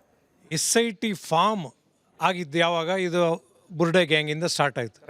SIT ಎಂಥ ತರಾತುರಿಯಲ್ಲಿ ಆಯಿತು, ಕೋಟ್ಯಾನುಗಟ್ಟಲೆ ಶುರು ಆಯಿತು. ಆವಾಗ ಅಪಾಯಿಂಟ್ಮೆಂಟ್ ಆದವರು IPS ಲೆವೆಲ್ನವರು ಎಷ್ಟು 8-10 ಜನದ್ದು ಫಾರ್ಮ್ ಆಯಿತು. ಎಂಥ ಸ್ಪೀಡ್ ಆಯಿತು ಅಂದರೆ ಯಾವಾಗೂ ಆ ಸ್ಪೀಡ್ ನೋಡಿಲ್ಲ ನಾವು. ಕರೆಕ್ಟ್. ಬಟ್ ಆ ಸ್ಪೀಡ್ ಪಿಕಪ್ ಆಗಿ ಏನೇನೋ ಆಯಿತು. ಆಮೇಲೆ ಅದು ಯಾವ ಸ್ಪೀಡಲ್ಲಿ ಹೋಗಿತ್ತು ಅದಕ್ಕಿಂತ ಡಬಲ್ ಸ್ಪೀಡಲ್ಲಿ ಕೆಳಗೆ ಬಂದ್ಬಿಡ್ತು. ಯಾಕೆ? SIT ಫಾರ್ಮ್ ಮಾಡಿದ್ದು ಯಾರು? ಯಾವುದು ಉದ್ದೇಶ ಇತ್ತು? ಇದಕ್ಕೆ ಎಲ್ಲೂ ಉತ್ತರ ಬರ್ತಿಲ್ಲ ಸರ್, ಎಲ್ಲೂ ಬರ್ತಿಲ್ಲ. ಬುರುಡೆ ಅವನು ಮಾಸ್ಕ್ ಹಾಕ್ಕೊಂಡು ಅವನ ಮೇಲೆ ಇದುವರೆಗೂ ಅವನು ಒಳಗಾಕಿ ಒದ್ದು, ಅಪ್ಪ ನೀನು ನೀನು ಯಾವ ಬುರುಡೆ ಸರ್? ಬುರುಡೆ ಯಾರ? ನಾನು ತೊಗೊಂಡೋಗಿ ಸ್ಟೇಷನ್ಗೆ ಸರ್ ಇಲ್ಲಿ ಸಿಕ್ತು ಅಂತಂದರೆ ಫಸ್ಟ್ ಒಳಗಾಕ್ತಾರೆ ನನ್ನ. ಎಲ್ಲಿಂದ ತಂದೆ? ಆ ಬುರುಡೆ ಚಿನ್ನಯ್ಯನ ಇದುವರೆಗೂ ಅವನಿಗೆ ಒಳಗಾಕಿ ಕೇಳಲಿಲ್ಲ ಸರ್. ಅವನು ಚಿನ್ನಯ್ಯನನ್ನ ಅರೆಸ್ಟ್ ಮಾಡಲಾಗಿತ್ತು, ಬೇಲ್ ಮೇಲೆ ಆಚೆ ಇದ್ದಾರೆ. ಬಟ್ ನೀವು ಹೇಳಿದ ವ್ಯಾಲಿಡ್ ಪ್ರಶ್ನೆ. ಸ್ಲೋ ಡೌನ್ ಆಯ್ತು. ಹೇಳ್ತಾರಲ್ಲ, ಈಗ ಸರ್ ಹೇಳ್ತಾ ಇದ್ದಾರಲ್ಲ, ಪ್ರತಿದಿನ ಬೆಂಗಳೂರು ನಗರದಲ್ಲೋ ಯಾವುದೇ ಊರಿಗೆ ಹೋದ್ರು ನಾನು ಒಬ್ಬ ಅಮಾಯಕನ ಹಾಗೆ ಆಟೋ ಡ್ರೈವರ್ಸ್ ಹತ್ರ, ಕ್ಯಾಬ್ ಡ್ರೈವರ್ಸ್ ಹತ್ರ ಸುಮ್ಮನೆ ತರಕಾರಿ ತಗೊಳಕ್ಕೆ ಹೋದಾಗ ಎಲ್ಲೋ TV ಹಾಕ್ಕೊಂಡಿರ್ತಾರೆ ಕಟಿಂಗ್ ಶಾಪ್ನಲ್ಲಿ, ಸುಮ್ಮನೆ ಕೇಳೋದು, ಅದೇನದು ಅದು ಧರ್ಮಸ್ಥಳದ ಮೇಲೆಲ್ಲ ಬಂತು, ಅದೆಲ್ಲ ಬುರುಡೆ ಕತೇರಿ ಅಂತ ಇಡೀ ಕರ್ನಾಟಕ ರಾಜ್ಯದ ಜನ ಹೇಳ್ತಾ ಇದ್ದಾರೆ. ಕೆಲವು ಬ್ರ್ಯಾಂಡ್ನವ್ರು ಮಾತ್ರ ಅದನ್ನು ಇನ್ನೂ ತಮಟೆ ಹೊಡಿತಾ, ಅದು ಯಾವುದು ನಂಗೆ ಕೊಂದವರು ಯಾರು ಅಂತಿದ್ದಾರೆ. ಬಿಟ್ಟರೆ ಜನಸಾಮಾನ್ಯನಿಗೆ ಮೇನ್ ಸ್ಟ್ರೀಮ್ ಮೀಡಿಯಾದ ಮೇಲೆ ಈ ಎಡಬಿಡಂಗಿಗಳು ಕಿಡಿಕಾರ್ತಾ ಇದ್ದಾರೆ. ಯಾಕೆ? ಸತ್ಯವನ್ನು ಅನಾವರಣ ಮಾಡಿದಾರಂತ. ಇಲ್ಲಿ ಮಾಡ್ತಾ ಇರೋದು ನೋಡಿ, ಒಬ್ಬರು ಸೀನಿಯರ್ ಆಗಿ ಕೂತ್ಕೊಂಡು ಕೇಳಿದ್ರು, ಇಂತಹ ಕೋಟಿ ಕೊರಡುಗಳು ರಾಜ್ಯದಲ್ಲಿವೆ. SIT ಮಾಡುವಾಗ ಇದ್ದ ಆತುರ ಈಗ ಎಲ್ಲೋಯ್ತು ನಿಮ್ಮದು? ನೀವು ಸರ್ಕಾರದ ಹಿತಾಸಕ್ತಿ ದುರುದ್ದೇಶ ಇಲ್ಲದೆ ಇದ್ರೆ ಇದು ಹಿಂಗೆ ಆಗ್ತಾ ಇತ್ತಾ? ಇದರ ಹಿಂದೆ ಈ ಷಡ್ಯಂತ್ರಕಾರಿಗಳ ರಕ್ಷಣೆಯ ಹಿಂದೆ ಸರ್ಕಾರದ ಕೆಲವು ವ್ಯಕ್ತಿಗಳಿದ್ದಾರೆ. ಮತ್ತೆ ಇಲ್ಲಿ ಕಾಣಿಸಿದ ಮುಖಗಳಲ್ಲ, ಕಾಣಿಸದ ಮುಖಗಳು, ಕೇಂದ್ರೀಯ ಮಟ್ಟದಲ್ಲಿ ಸಂಪರ್ಕ ಇರುವವರು ಕೂಡ ಇದರ ಜೊತೆಗಿದ್ದಾರೆ. ಇದು ಇನ್ನೂ ಮುಂದುವರೆದ ತನಿಖೆ ಆಗಬೇಕು, ಕೇಂದ್ರೀಯ ಮಟ್ಟದಲ್ಲಿ ತನಿಖೆ ಆಗಬೇಕು, ಇವರೆಲ್ಲರೂ ಕೂಡ ಬಯಲಾಗಬೇಕು ಅನ್ನೋದು ನಮ್ಮ ಆಗ್ರಹ. ವರದಿ ಸಲ್ಲಿಕೆ ಆಗಿದೆ. ಸುರಭಿ ಅವರೇ, ತನಿಖೆಯನ್ನ ನಡೆಸಿ ಪ್ರಾಥಮಿಕ ತನಿಖಾ ವರದಿಯನ್ನ ಕೋರ್ಟ್ಗೆ ಸಲ್ಲಿಸಲಾಗಿದೆ. ಆದರೆ ಇಷ್ಟು ತಿಂಗಳ ಕಾಲ ತನಿಖೆ ನಡೆಸಿದ ನಂತರದಲ್ಲಿ ಆಗಿದ್ದು ಒಂದು ಅರೆಸ್ಟ್, ಚಿನ್ನಯ್ಯ.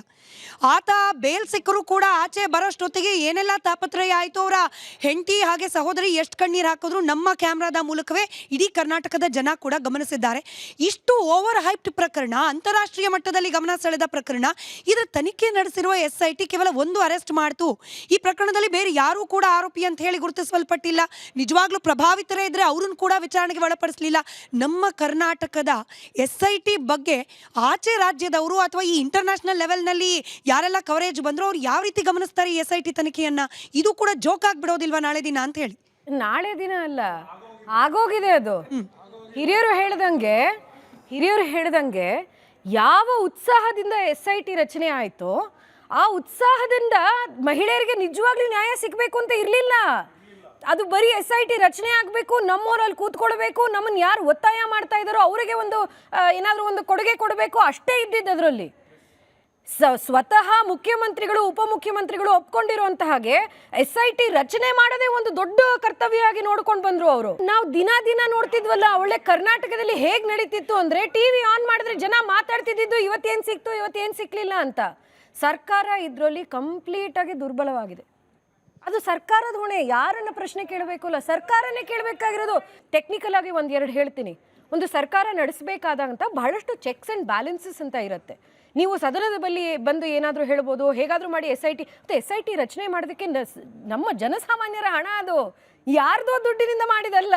ಅದಕ್ಕೂ ಖರ್ಚುಗಳೆಲ್ಲ ಆಗಿರುವಂಥದ್ದು ನಮ್ಮದೇ ಆದಂತಹ ದುಡ್ಡು. ಕೇಳಿಸ್ಕೊಳ್ಳಿ ಪೂರ್ತಿ ಆಗ್ಲಿ ಉತ್ತರ. ಹಾಗಾಗಿ ಇದು ಸರ್ಕಾರದ ಹೊಣೆ 101%. ಇದು ನಾವು ಪ್ರತಿಪಕ್ಷವಾಗಿ ಹೇಳ್ಕೊಂಡು ಬಂದಿರುವಂಥದ್ದು.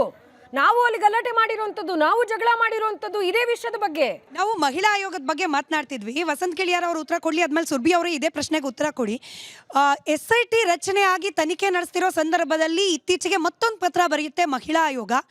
ಕೇವಲ ಚಿನ್ನಯ್ಯ ತೋರಿಸಿದ ಜಾಗಗಳಲ್ಲಿ ಗುಂಡಿ ತೆಗೆಯೋದನ್ನ ಬಿಟ್ಟರೆ ಬೇರೆ UDR ಕೇಸಸ್ ಬಗ್ಗೆ ತನಿಖೆ ನಡೆಸಿಲ್ಲ. ಈ ಇಡೀ ಪ್ರಕರಣವನ್ನ SIT ಕೇವಲ ಚಿನ್ನಯ್ಯನ ಹೇಳಿಕೆ ಆಧಾರದ ಮೇಲೆ ಮಾತ್ರ ನೋಡ್ತಾ ಇದೆ. ಹಾಗಾಗಿ ತನಿಖೆ ಸರಿಯಾಗಿ ನಡೀತಿದೆಯಾ ಇಲ್ವಾ ಅನ್ನೋದ್ರ ಬಗ್ಗೆ ಮಹಿಳಾ ಆಯೋಗಕ್ಕೆ ಅನುಮಾನ ಇದೆ ಅಂತ ಹೇಳಿ. ಈ ಮಹಿಳಾ ಆಯೋಗದ ಅಧ್ಯಕ್ಷರು ಯೂಟ್ಯೂಬ್ ನೋಡೋದು ಬಿಟ್ಟು ದಾಖಲೆಗಳನ್ನು ನೋಡಬೇಕು ಅಂತ ಹೇಳಿದ್ ನಾನು. ಅವರು ಅಲ್ಲಿ ಹೋಗ್ಬಿಟ್ಟು ಸ್ಟಡಿ ಮಾಡಿ ಅಲ್ಲಿನ ಅಧಿಕಾರಿಗಳ ಹತ್ರ ಅವ್ರ ಮಾಹಿತಿ ತಗೊಂಡು ಆಮೇಲೆ ಬಂದು ಕೂತ್ಕೊಂಡು ಯೂಟ್ಯೂಬಲ್ಲಿ ಸ್ಟೇಟ್ಮೆಂಟ್ ಕೊಡಬೇಕು. ನಂದು ಇಷ್ಟೇ ಒಂದೇ ಸ್ಟೇಟ್ಮೆಂಟು. ನಾಗರತ್ನ ಮೇಡಮಿಗೆ ಇದನ್ನು ತರಿಸ್ಬೇಕು ನೀವು. ಮೇಡಮ್, ನೀವು ಯೂಟ್ಯೂಬ್ ವಿಡಿಯೋಗಳನ್ನು AI ವಿಡಿಯೋಗಳನ್ನು ನೋಡ್ಕೊಂಡು ಸ್ಟೇಟ್ಮೆಂಟ್ ಕೊಡೋದನ್ನು ಬಿಟ್ಬಿಡಿ ದಯವಿಟ್ಟು ದಾಖಲೆಗಳನ್ನು ಸ್ಟಡಿ ಮಾಡಿ ಮಾತಾಡಿ. ಯಾಕಂದರೆ ನಿಮ್ಮ ಹುದ್ದೆಗೆ ಒಂದು ಘನತೆ ಇದೆ, ಗೌರವ ಇದೆ. ಇಲ್ದಿದ್ರೆ ನಿಮಗೂ ಇರಲ್ಲ, ಆ ಹುದ್ದೆಗೂ ಇರಲ್ಲ ಮೇಡಮ್. ಇಲ್ಲ, ಇದನ್ನ ನಾನು ಒಪ್ಪುತ್ತೀನಿ. ಯಾಕೆ ಅಂದ್ರೆ ಯಾವ ಸ್ಟೇಟ್ ವಿಮೆನ್ ಕಮಿಷನ್ ಚೀಫ್ ಅವರು ಬಹಳ ಮುಖ್ಯವಾದಂತಹ ಒಂದು ಪದವಿ. ಅದನ್ನ ಇಟ್ಕೊಂಡು ನೀವು ರೀಲ್ಸ್ ಮಾಡೋದಕ್ಕೆ ಟೈಮ್ ಸ್ಪೆಂಡ್ ಮಾಡ್ತಾ ಇದ್ದೀರಾ. ನೀವು ನಿಮಗೆ ಬೇಕಾಗಿರುವಂತಹ ಮಹಿಳೆಯರ ವಿರುದ್ಧ ನಡೆದಿರುವಂತಹ ದೌರ್ಜನ್ಯ ಅಥವಾ ನಿಮ್ಮ ಬೇಕಾಗಿರುವಂತಹ ಸಂಸ್ಥೆಗಳ ಪರವಾಗಿ ಮಾತಾಡೋದಕ್ಕೆ ನೀವು ನಿಂತಿದ್ದೀರಾ. ಆದರೆ ನಿಜವಾಗ್ಲೂ ಅಸಹಾಯಕಾತ ಮಹಿಳೆಯರು ಮತ್ತೆ ಅವರ ಕುಟುಂಬದ ಜೊತೆಗೆ ನೀವು ನಿಂತಿಲ್ಲ ಅನ್ನೋದ್ರ ಬಗ್ಗೆ 1.5 ವರ್ಷದಿಂದ ಸ್ವತಃ ನಾನು ಮತ್ತೆ ನಮ್ಮ ಮಹಿಳಾ ಮೋರ್ಚಾ ಅಧ್ಯಕ್ಷರು ಮಾತಾಡ್ಕೊಂಡು ಬಂದಿರುವಂತದ್ದು. ನೀವು ಇದನ್ನು ರಾಜಕೀಯ ಸ್ಥಾನ ಅಂತ ಬಳಸ್ಕೊಳ್ಬೇಡಿ, ನೀವು ರಾಜಕೀಯ ಬೆಳೆ ಬೇಯಿಸಬೇಡಿ ಇಲ್ಲಿ ದಯವಿಟ್ಟು. ನೀವು ಸರ್ಕಾರವನ್ನ ಒಂದು ಅಕೌಂಟಬಲ್ ಆಗಿ ಇಟ್ಕೊಂಡಿರ್ಬೇಕಾಗಿರುವಂತಹ ರೆಸ್ಪಾನ್ಸಿಬಿಲಿಟಿ ನಿಮ್ಮಲ್ಲಿರುವಂಥದ್ದು. ಇನ್ನೊಂದು ಬಾರಿ ನಾನು ಹೇಳ್ತೀನಿ, ಆ ಒಂದು ಸಂಸ್ಥೆ ನಿಮಗೆ ಕರ್ತವ್ಯ ಇರುವಂಥದ್ದು ಯಾವ ಎಲ್ಲ ಮಹಿಳೆಯರನ್ನು ಒಂದೇ ತರ ನೋಡುವಂತಹ ಕರ್ತವ್ಯ. ಇವ್ರು ಹೇಳಿದ್ರು, ಅವ್ರು ಹೇಳಿದ್ರು, ಇವ್ರಿಗೆ ಒಪ್ಪಿಗೆ ಇದೆ, ಅವ್ರಿಗೆ ಒಪ್ಪಿಗೆ ಇದೆ, ಹಾಗೆ ನೋಡಿದ್ರೆ ಆ ಒಂದು ಸ್ಥಾನಕ್ಕೆ ಏನು ಗೌರವ ಬರುತ್ತೆ? ನಮ್ಮನ್ನು ಎಲ್ಲಾನು ತಲೆ ತೆಗಿಸ್ತಾ ಇದ್ದೀರಾ ನೀವು ರಾಜಕೀಯ ಮಾಡಬೇಡಿ ಇದರಲ್ಲಿ. ನಾಗಲಕ್ಷ್ಮಿ ಚೌಧರಿ ಅವರಿಗೆ ಮೊದಲನೇದಾಗಿ ಯೂಟ್ಯೂಬ್ನ ನೋಡೋದನ್ನ ನಿಲ್ಲಿಸಬೇಕು, ರೀಲ್ಸ್ ಮಾಡೋದನ್ನ ನಿಲ್ಲಿಸಬೇಕು. ತಮಗೆ ಬೇಕಾಗಿರುವಂತಹ ವಿಷಯಗಳನ್ನು ತಗೊಂಡು ಬೇರೆ ವಿಷಯಗಳನ್ನ ಮಾತಾಡದೇ ಇರುವಂತಹ ಈ ಒಂದು ಡಿಸ್ಕ್ರಿಷನ್ ಇದನ್ನು ನಿಲ್ಲಿಸಬೇಕು. ಅವರು ಎಲ್ಲರೊಂದಿಗೆ ಮಾತಾಡಬೇಕು. ವಸಂತ್ ಗಿಳಿಯಾರ್ ಅವರೇ, ಚಿನ್ನಯ್ಯ ತಪ್ಪು ಮಾಡಿದ್ರೆ ಆತನಿಗೆ ಶಿಕ್ಷೆ ಆಗಬೇಕು. ನಾವು ಯಾರು ಕೂಡ ಚಿನ್ನಯ್ಯ ಇವಾಗ ಅಮಾಯಕ, ಚಿನ್ನಯ್ಯನನ್ನ ಬಳಕೆ ಮಾಡಿಕೊಂಡ್ರು ಹೀಗೆ ಹೇಳಲಿಕ್ಕೆ ಒಪ್ಪುವಂತ ಮಾತಲ್ಲ. ಆದರೆ ಚಿನ್ನಯ್ಯನನ್ನ ನಂಬಿಕೊಂಡಿದ್ದ ಇಬ್ಬರು ಹೆಣ್ಣು ಮಕ್ಕಳು ರತ್ನ ಹಾಗೆ ಮಲ್ಲಿಕ ರಿಪಬ್ಲಿಕ್ ಕನ್ನಡದ ಇದೇ ಮಹಾಭಾರತ ಕಾರ್ಯಕ್ರಮದಲ್ಲಿ ನಿಂತು ಗೋಗರ್ದಿದ್ದಾರೆ. ಚಿನ್ನಯ್ಯ ತಪ್ಪು ಮಾಡಿದ್ರೆ ಕಾನೂನಾತ್ಮಕವಾಗಿ ಶಿಕ್ಷೆ ಆಗಲಿ, ಆದರೆ ನಮ್ಮ ಕುಟುಂಬವನ್ನ ಕೂಡ ಮಹಿಳಾ ಆಯೋಗ ಗಮನಿಸಬೇಕು. ಕಾನೂನಾತ್ಮಕವಾಗಿ ಅವಕಾಶ ಇದ್ರೆ ಚಿನ್ನಯ್ಯನನ್ನ ಹೊರಗೆ ಕರ್ಕೊಂಡು ಬರಲಿಕ್ಕೆ ನಮಗೆ ಸಹಾಯ ಬೇಕು, ಲೀಗಲ್ ಸಪೋರ್ಟ್ ಬೇಕು. ಮಹಿಳಾ ಆಯೋಗ ಚಿನ್ನಯ್ಯನ ಪತ್ನಿ ಅನ್ನೋ ಕಾರಣಕ್ಕೆ, ಚಿನ್ನಯ್ಯನ ಸಹೋದರಿ ಅನ್ನೋ ಕಾರಣಕ್ಕೆ ಇಬ್ಬರು ಮಹಿಳೆಯರು ಅನ್ನೋದನ್ನು ಮರೆತು ಬಿಡ್ತಾ ಹೇಗೆ ಅಂತ ಹೇಳಿ. ಬಹುಶಃ ಅವರಿಗೆ ಕಾಂಗ್ರೆಸ್ ಆಯೋಗ ಅದಕ್ಕೆ ಪರ್ಮಿಟ್ ಮಾಡಿಲ್ಲ ಅನ್ಸುತ್ತೆ. ಯಾಕಂದ್ರೆ ಚಿನ್ನಯ್ಯ ಕುಟುಂಬ ಈ ರೀತಿಯಲ್ಲಿ ಕಷ್ಟದಲ್ಲಿ ಸಂಕಟದಲ್ಲಿ ಬಿದ್ದಿದೆ. ಮನೆ ಯಜಮಾನ ಇಲ್ಲ, ಆ ಕುಟುಂಬಕ್ಕೆ ದಾತಾರಿಲ್ಲ, ದಿಕ್ಕಿಲ್ಲ, ದೆಸೆ ಇಲ್ಲ. ಆ ಮಹಿಳೆಯರ ನೋವು ಅದು ಹೆಣ್ಣಿನ ಕಣ್ಣೀರಲ್ವಾ? ಅವ್ರ ಪರವಾಗಿ ಇವರು ಪ್ರಶ್ನೆ ಮಾಡೋದು ಅಥವಾ ಅವ್ರಿಗೆ ಸಾಂತ್ವನ ಹೇಳೋದು, ಅದ್ರ ಬಗ್ಗೆ ಇವರು ಸ್ಟೇಟ್ಮೆಂಟೇ ಇಲ್ಲ. ಇವ್ರದ್ದು ಟಾರ್ಗೆಟ್ ಧರ್ಮಸ್ಥಳದ ಅಥವಾ ಬುರ್ಡೆ ಗ್ಯಾಂಗಿನ ವಕ್ತಾರೆಯ ರೀತಿಯಲ್ಲಿ ಅವ್ರು ಮಾತಾಡ್ತಾ ಇದ್ದಾರೆ. ಅವ್ರು ಮಾತಾಡೋದು ಭಾಳ ಗಂಭೀರವಾಗಿ ಪರಿಗಣಿಸಬೇಕಾಗ್ತದೆ. ಅದು ಬೇರೆ ರೀತಿಯ ತಿರುವನ್ನ ಪಡ್ಕೊಳ್ಳುತ್ತೆ. ಸರ್ಕಾರ ಕೂಡ ಇದನ್ನು ಗಮನಿಸಬೇಕು. ಅವರು ಒಂದು ರೀತಿಯಲ್ಲಿ ಏನು ನರೇಟ್ ಕ್ರಿಯೇಟ್ ಮಾಡ್ತಾ ಇದ್ದಾರೆ, ಅದಕ್ಕೆ ಸರಿಯಾಗಿ ಇವರು ಒಕ್ಕಣೆಯನ್ನು ಸೇರಿಸುವ ಹಾಗೆಲ್ಲ ಮೇಡಮ್ ಮಾತಾಡೋದು ಭಾಳ ತಪ್ಪಾಗತ್ತೆ. ಅವ್ರನ್ನ ನಾವು ಬೇರೆ ರೀತಿಯಲ್ಲಿ ಅವ್ರ ವಿರುದ್ಧ ಪ್ರತಿಭಟನೆಗಳು ಅಥವಾ ಧಿಕ್ಕಾರದ ಕೂಗುಗಳು ಮೊಳಗಬಾರದು. ಸುರಭಿ ಅವರೇ, ನೀವು ಶುರುವಲ್ಲೇ ಹೇಳ್ತಿದ್ರೆ, ನಿಮ್ಗೇನೆ ಪ್ರಶ್ನೆ, ಶುರುವಲ್ಲೇ ಹೇಳ್ತಿದ್ರಿ ಅಸಹಾಯಕ ಮಹಿಳೆಯರಿಗೆ, ಅಂದ್ರೆ ಯಾರಿಗೆ ಲೀಗಲ್ ಸಪೋರ್ಟ್ನ ಅವಶ್ಯಕತೆ ಇರುತ್ತೆ ಆ ದೃಷ್ಟಿಯಲ್ಲಿ ಅವ್ರು ಅಸಹಾಯಕರಾಗಿರ್ತಾರೆ, ಅಂಥವರಿಗೆ ಸಪೋರ್ಟ್ ಕೊಡೋದು ಕೂಡ ಮಹಿಳಾ ಆಯೋಗದ ಕರ್ತವ್ಯ ಅಂತ ಹೇಳಿ. ಇದೇ ವೇದಿಕೆಯಲ್ಲಿ ನಿಂತ್ಕೊಂಡು ನಮಗೆ ಚಿನ್ನಯ್ಯನ ಪರವಾಗಿ ವಕಾಲತ್ತನ್ನು ವಹಿಸ್ಲಿಕ್ಕೆ ವಕೀಲರು ಸಿಗ್ತಾ ಇಲ್ಲ, ಯಾರಾದರೂ ನಮಗೆ ಸಹಾಯ ಮಾಡಿ ಅಂತ ಹೇಳಿ ರತ್ನ ಹಾಗೆ ಮಲ್ಲಿಕಾ ಇಬ್ರು ಕೂಡ ಬೇಡ್ಕೊಂಡ್ರು. ಮಹಿಳಾ ಆಯೋಗ ಇದನ್ನ ಅಡ್ರೆಸ್ ಮಾಡಬೇಕಾಗಿರೋದು ಅವರ ರೆಸ್ಪಾನ್ಸಿಬಿಲಿಟಿ, ಹೌದು ಅಲ್ವೋ? ಡೆಫಿನೆಟ್ ಆಗಿ ಕಾನೂನಿನ ಕಣ್ಣಿನಲ್ಲಿ you are innocent until proven guilty. ಹಾಗಂತ ನಾವು ಯಾರ್ದು ಇನ್ನೋಸೆನ್ಸ್ ಗಿಲ್ಟನ್ನು ನಾವು ಪ್ರೂವ್ ಮಾಡೋಕ್ಕೆ ಕೂತಿಲ್ಲ ಇಲ್ಲಿ. ಆದರೆ ಯಾವ ಚಿನ್ನಯ್ಯ ಅವರು ನನಗೆ ಗೊತ್ತಿದೆ, ನಾನು ಏನು ಅಪವಾದ ಮಾಡ್ತಾ ಇದ್ದೀನಿ ನನಗೆ ಗೊತ್ತಿದೆ, ಅದ್ರದ್ದು ತಪ್ಪಾದರೆ ನನಗೆ ಅದ್ರದ್ದು ಏನೇನು ರಾಮಿಫಿಕೇಶನ್ಸ್ ಇರುತ್ತೆ ಅಂತ ಗೊತ್ತಿದೆ ಅಂತ ಹೇಳಿರೋಂತಹ ಚಿನ್ನಯ್ಯ ಅವ್ರನ್ನ ಅವರು ಹಾಗೇ ಹೇಳೋಕ್ಕೆ ಸಾಧ್ಯ ಇಲ್ವಲ್ಲ? ಅವ್ರು ಯಾವುದಾದ್ರೂ ದೊಡ್ಡ ಕುಟುಂಬದಿಂದ ಬರ್ತಾರ, ಅವ್ರು ಯಾವುದಾದ್ರೂ ದುಡ್ಡು ಅವ್ರ ಹಿಂದೆ ಏನಿದೆ, ಇದನ್ನೆಲ್ಲನೂ ಇನ್ವೆಸ್ಟಿಗೇಟ್ ಮಾಡಬೇಕಾಗಿರೋವಂಥದ್ದು ಸರ್ಕಾರದ ಜವಾಬ್ದಾರಿ ಇವತ್ತು. ಯಾಕೆಂದರೆ ಇಲ್ಲಿ ನಡೆದಿರೋವಂಥದ್ದು ಚಿಕ್ಕ ಒಂದು ಕಾನ್ಸ್ಪಿರಸಿ ಅಲ್ಲ, ಬಹಳ ದೊಡ್ಡದು. ಎಷ್ಟು ದುಡ್ಡು ಎಲ್ಲಿಂದ ಯಾರು ಹೇಗೆ ಬಂತು ಇದನ್ನು ನಾವು ಇನ್ವೆಸ್ಟಿಗೇಟ್ ಮಾಡಲಿಲ್ಲ ಅಂದರೆ ಕರ್ನಾಟಕದಲ್ಲಿ ಇನ್ನೊಂದು ಬಾರಿ ಈ ಥರ ಆಗ್ಬೋದೇನೋ ಅಂತ ನಮಗನ್ಸುತ್ತೆ. ಹಾಗಾಗಿ ಚಿನ್ನಯ್ಯನ ಅವರ ಹೆಂಡತಿ ಮತ್ತು ಸಹೋದರಿ ಅವರ ಕಣ್ಣೀರನ್ನೇ ಅದನ್ನು ನಾವು ಒಪ್ಕೊಳ್ಬೇಕು. ಯಾಕೆಂದರೆ ಇವರಿಗೆ ಯಾರು ಇವ್ರನ್ನ ಫ್ರಂಟ್ ಫೇಸ್ ನೋಡಿ, ಒಂದು ಥಿಯರಿ ಇದೆ, ನೀವು ಯಾವ್ದಾದ್ರು ಕಾನ್ಸ್ಪಿರಸಿನ ಒಂದು ಷಡ್ಯಂತ್ರನ ಮುಂದೆ ತೊಗೊಂಡು ಹೋಗಬೇಕು ಅಂದರೆ ಅದಕ್ಕೊಂದು ಫ್ರಂಟ್ ಫೇಸ್ ಅಂತ ಹಾಕ್ತಾರೆ. ಹಿಂದೆ ಯಾರು ಆ ಗೊಂಬೆನ ಆಡಿಸ್ತಿರ್ತಾರೆ ಗೊತ್ತಿಲ್ಲ ನಮಗೆ, ಆದರೆ ಫ್ರಂಟ್ ಫೇಸ್ ಅವ್ರು ಇರ್ತಾರಲ್ಲ ಅವರು ಎಲ್ಲದಕ್ಕೂ ಆನ್ಸರಬಲ್ ಆಗೋಗ್ತಾರೆ.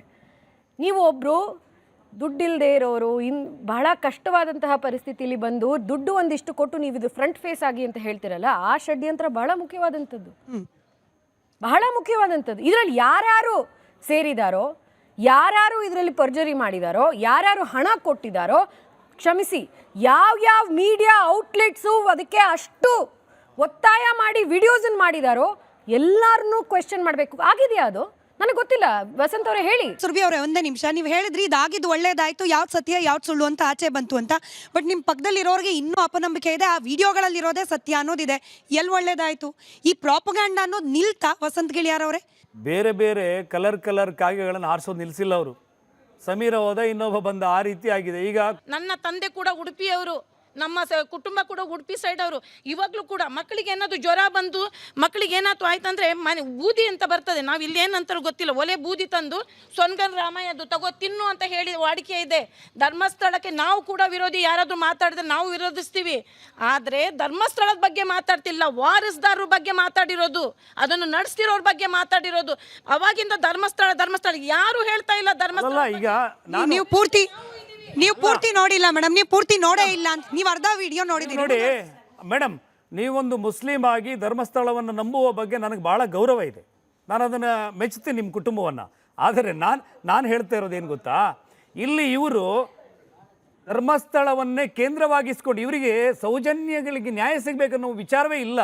ಹಾಗಂತ ಈಗ ಹೊರಟವರಿದ್ದಾರಲ್ಲ ಈ ಬುರುಡೆ ಗ್ಯಾಂಗ್ನವರು, ಬೇರೆ ಯಾವುದೇ ಹೆಣ್ಣಿಗೆ ನ್ಯಾಯ ದಕ್ಕಿಸಿಕೊಡುವ ಸಣ್ಣ ಪ್ರಯತ್ನವೂ ಮಾಡಿದವರಲ್ಲ. ಇವರಿಗೆ ಬೇರೆ ಯಾವುದೋ ಊರಲ್ಲಿ ಸೌಜನ್ಯ ಸತ್ತೋಗಿದ್ದಿದ್ರೆ ಪಾಪ ಆ ಹೆಣ್ಮಗಳ ಹೆಸರನ್ನು ಯಾರು ಹೇಳ್ತಿರ್ಲಿಲ್ಲ. ಅವಳು ಧರ್ಮಸ್ಥಳ ಆ ಪ್ರದೇಶದ ಹುಡುಗಿ ಆದ ಕಾರಣಕ್ಕೆ ಮಾತ್ರ ಇವರದ್ದು ಸೌಜನ್ಯ ಪರವಾದಂಥ ಹೋರಾಟ ಅಷ್ಟೇ. ನಿಮ್ಗೆ ಇದು ಸತ್ಯ ಅರ್ಥ ಆಗ್ಬೇಕು. ನಿಲ್ತಾ ಅಂತ ಹೇಳಿ ಪ್ರಶ್ನೆ ಇತ್ತು, ಅದಕ್ಕೂ ಉತ್ತರ ಬೇಕು ಮೇಡಮ್. ಇದು ಬೇರೆ ಬೇರೆ ರೀತಿಯಲ್ಲಿ ಹೇಳ್ತಾ ಇದೆ. ಇದಕ್ಕೆ ಕಾನೂನಾತ್ಮಕವಾಗಿ ಏನು ಈ ಬುರುಡೆ ಗ್ಯಾಂಗ್ ಇದೆಯಲ್ಲ, ಈ ಬುರುಡೆ ಗ್ಯಾಂಗಿನ ಮೇಲೆ 230 ಸೆಕ್ಷನ್ BNS ಪ್ರಕಾರ ಏನು ಹಾಕಿದ್ದಾರೆ, ನಾವು ಸಂವಿಧಾನವನ್ನು ಗೌರವಿಸುವವರು, ಕಾನೂನನ್ನು ಗೌರವಿಸುವವರು, ಮೊದಲಿಂದಲೂ ಕೂಡ ಅದನ್ನು ಗೌರವಿಸ್ಕೊಂಡು ಬಂದಿದ್ದೀವಿ. ಅದರ ಪ್ರಕಾರ ಷಡ್ಯಂತ್ರ ಅನ್ನೋದು ಪ್ರಾಥಮಿಕ ಹಂತದ ವರದಿಯಲ್ಲಿ ಅದು ಬಯಲಾಗಿದೆ. ಕೋರ್ಟಿನ ಮೇಲೆ ಖಂಡಿತವಾಗಿಯೂ ನಮಗೆ ಗಟ್ಟಿಯಾದಂಥ ನಂಬಿಕೆ ಇದೆ. ಇವ್ರಿಗೆ ಶಿಕ್ಷೆ ಆಗಿ ಜೀವಾವಧಿ ಶಿಕ್ಷೆ ಆಗುತ್ತಲ್ವಾ, ಆವಾಗ ಇದೆಲ್ಲ ನಿಲ್ಬೋದು, ಒಂದು ಹಂತಕ್ಕೆ ನಿಲ್ಬೋದು. ಶಿಕ್ಷೆ ಆಗಲಿ ಅಂತೇಳಿ ನೀವು ನಂಬುವ ಧರ್ಮಸ್ಥಳದ ಮಂಜುನಾಥ ಸ್ವಾಮಿಯಲ್ಲಿ ನಾನು ಪ್ರಾರ್ಥನೆ ಮಾಡ್ಕೋತೀನಿ. ನಾನು ಹಿಂದೂ ಆಗಿ ಕೇಳ್ತೀನಿ, ಧರ್ಮಸ್ಥಳದ ಹೆಸರನ್ನು ಯಾಕೆ ತಗೊಂಡು ಈಗ ಇಲ್ಲಿಂದ ಬೆಂಗಳೂರಿಂದ ಇಡೀ ಕರ್ನಾಟಕದಿಂದ ಧರ್ಮಸ್ಥಳಕ್ಕೆ ಹೋಗ್ತಾರೆ ಸುಮಾರು ಜನ. ಆದರೆ ಜನ ಈಗ ದೇವಸ್ಥಾನಕ್ಕೆ ಹೋಗೋದು ಕಮ್ಮಿ ಆಗಿದ್ದಾರಂತೆ. ಇದೆಲ್ಲ ಯಾವಾಗ ನಿಲ್ತದೆ? ಇದಕ್ಕೆ ದೇವಸ್ಥಾನದ ಮೇಲೆ ಯಾವುದೂ ಆರೋಪಗಳು ಬರಬಾರ್ದು ಮತ್ತು ಸೌಜನ್ಯ ಅವರು ಪ್ರಕರಣದಲ್ಲಿ ಅವರಿಗೆ ನ್ಯಾಯ ಸಿಗಬೇಕು. ಇದಕ್ಕೆ ಏನು ಇದು ಹೇಳ್ತೀರಾ ಸರ್ ನೀವು? ಸರ್, ಈಗ ಒಂದು ಕ್ರೈಮಲ್ಲಿ ನಿಮಗೆ 100 ಪ್ರಕರಣಗಳಲ್ಲಿ 7 ಪ್ರಕರಣದಲ್ಲಿ ಮಾತ್ರ ಶಿಕ್ಷೆ ಆಗುವಂಥದ್ದಿದೆ ಕ್ರೈಮ್ ರೇಟಲ್ಲಿ, ಕನ್ವಿಕ್ಟ್ ಆಗೋದಿದೆಯಲ್ಲ. ಇದರಲ್ಲಿ ಪುನಃ ಅದನ್ನೇ ನಾವು ಅದೇ ರೀಲ್ ಹಾಕ್ತಾಯಿದ್ರೆ ಆಗಲ್ಲ. ಏನಾಗುತ್ತೆ, ಈ ಪ್ರಕರಣದಲ್ಲಿ ನಿಜವಾದ ಅಪರಾಧಿಗೆ ಶಿಕ್ಷೆ ಆಗಲಿಕ್ಕೆ ಇವರೇ ಬಿಡಲಿಲ್ಲ. ಈ ಬುರುಡೆ ಗ್ಯಾಂಗು ಪಾರ್ಟ್ ಬಿ, ಇದು ಪಾರ್ಟ್ ಎ ಇತ್ತು ಮೊದಲು. ಬುರುಡೆ ಗ್ಯಾಂಗ್ ಅವ್ರು ಪಾಪ ಇಡೀ ಕುಟುಂಬವನ್ನು ಬೇರೆ ರೀತಿಯೆಲ್ಲ ದಿಕ್ತಪ್ಪಿಸಿ ಮೋಸ ಮಾಡಿದ್ದಾರೆ ಅಂತ ನಾವು ಹೇಳ್ತಿರುವಂಥದ್ದು. ಅದನ್ನು ಮತ್ತೆ ಪುನಃ ಎಕ್ಸ್ಪ್ಲೈನ್ ಮಾಡೋದ್ರಲ್ಲಿ ಏನಿಲ್ಲ. ಧರ್ಮಸ್ಥಳವನ್ನು 800 ವರ್ಷದಿಂದ ಇತ್ತು. ಹಿಂದೂ ಧರ್ಮ, ಸನಾತನವಾದಂಥ ಧರ್ಮ, ಇದ್ರ ಮೇಲೆ ನಿರಂತರ ದಾಳಿಗಳಾಗಿವೆ, ಕಾಲದಿಂದ ಕಾಲಕ್ಕೆ ದಾಳಿಗಳಾಗಿವೆ, ಟೆಂಪಲ್ ಮೇಲೂ ಆಗಿವೆ. ಅದರಿಂದ ಏನೂ ಎಫೆಕ್ಟ್ ಆಗೋದಿಲ್ಲ. ನಾವೆಲ್ಲರೂ ಕೂಡ, ನೀವು ಹೇಳಿದ್ರಿ ಮೊದಲಿಗೆ, ನಾನೊಬ್ಬ ಹಿಂದೂವಾಗಿ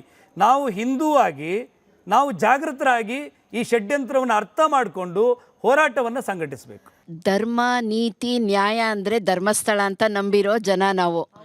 ಯಾವುದೇ ಒಂದು ಜಾತಿಯಲ್ಲ, ಎಲ್ಲ ಜಾತಿಯವರು ಧರ್ಮದೇವತೆಯನ್ನು ಆರಾಧಿಸ್ತಾರೆ. ಅದಕ್ಕಾಗಿ ಹೋಗಿ ನಮಸ್ಕಾರ ಮಾಡಿ ತಮ್ಮ ಬಯಕೆಗಳನ್ನು ಈಡೇರಿಸೋಕ್ಕೆ ಧರ್ಮಸ್ಥಳಕ್ಕೆ ಹೋಗ್ತಾರೆ.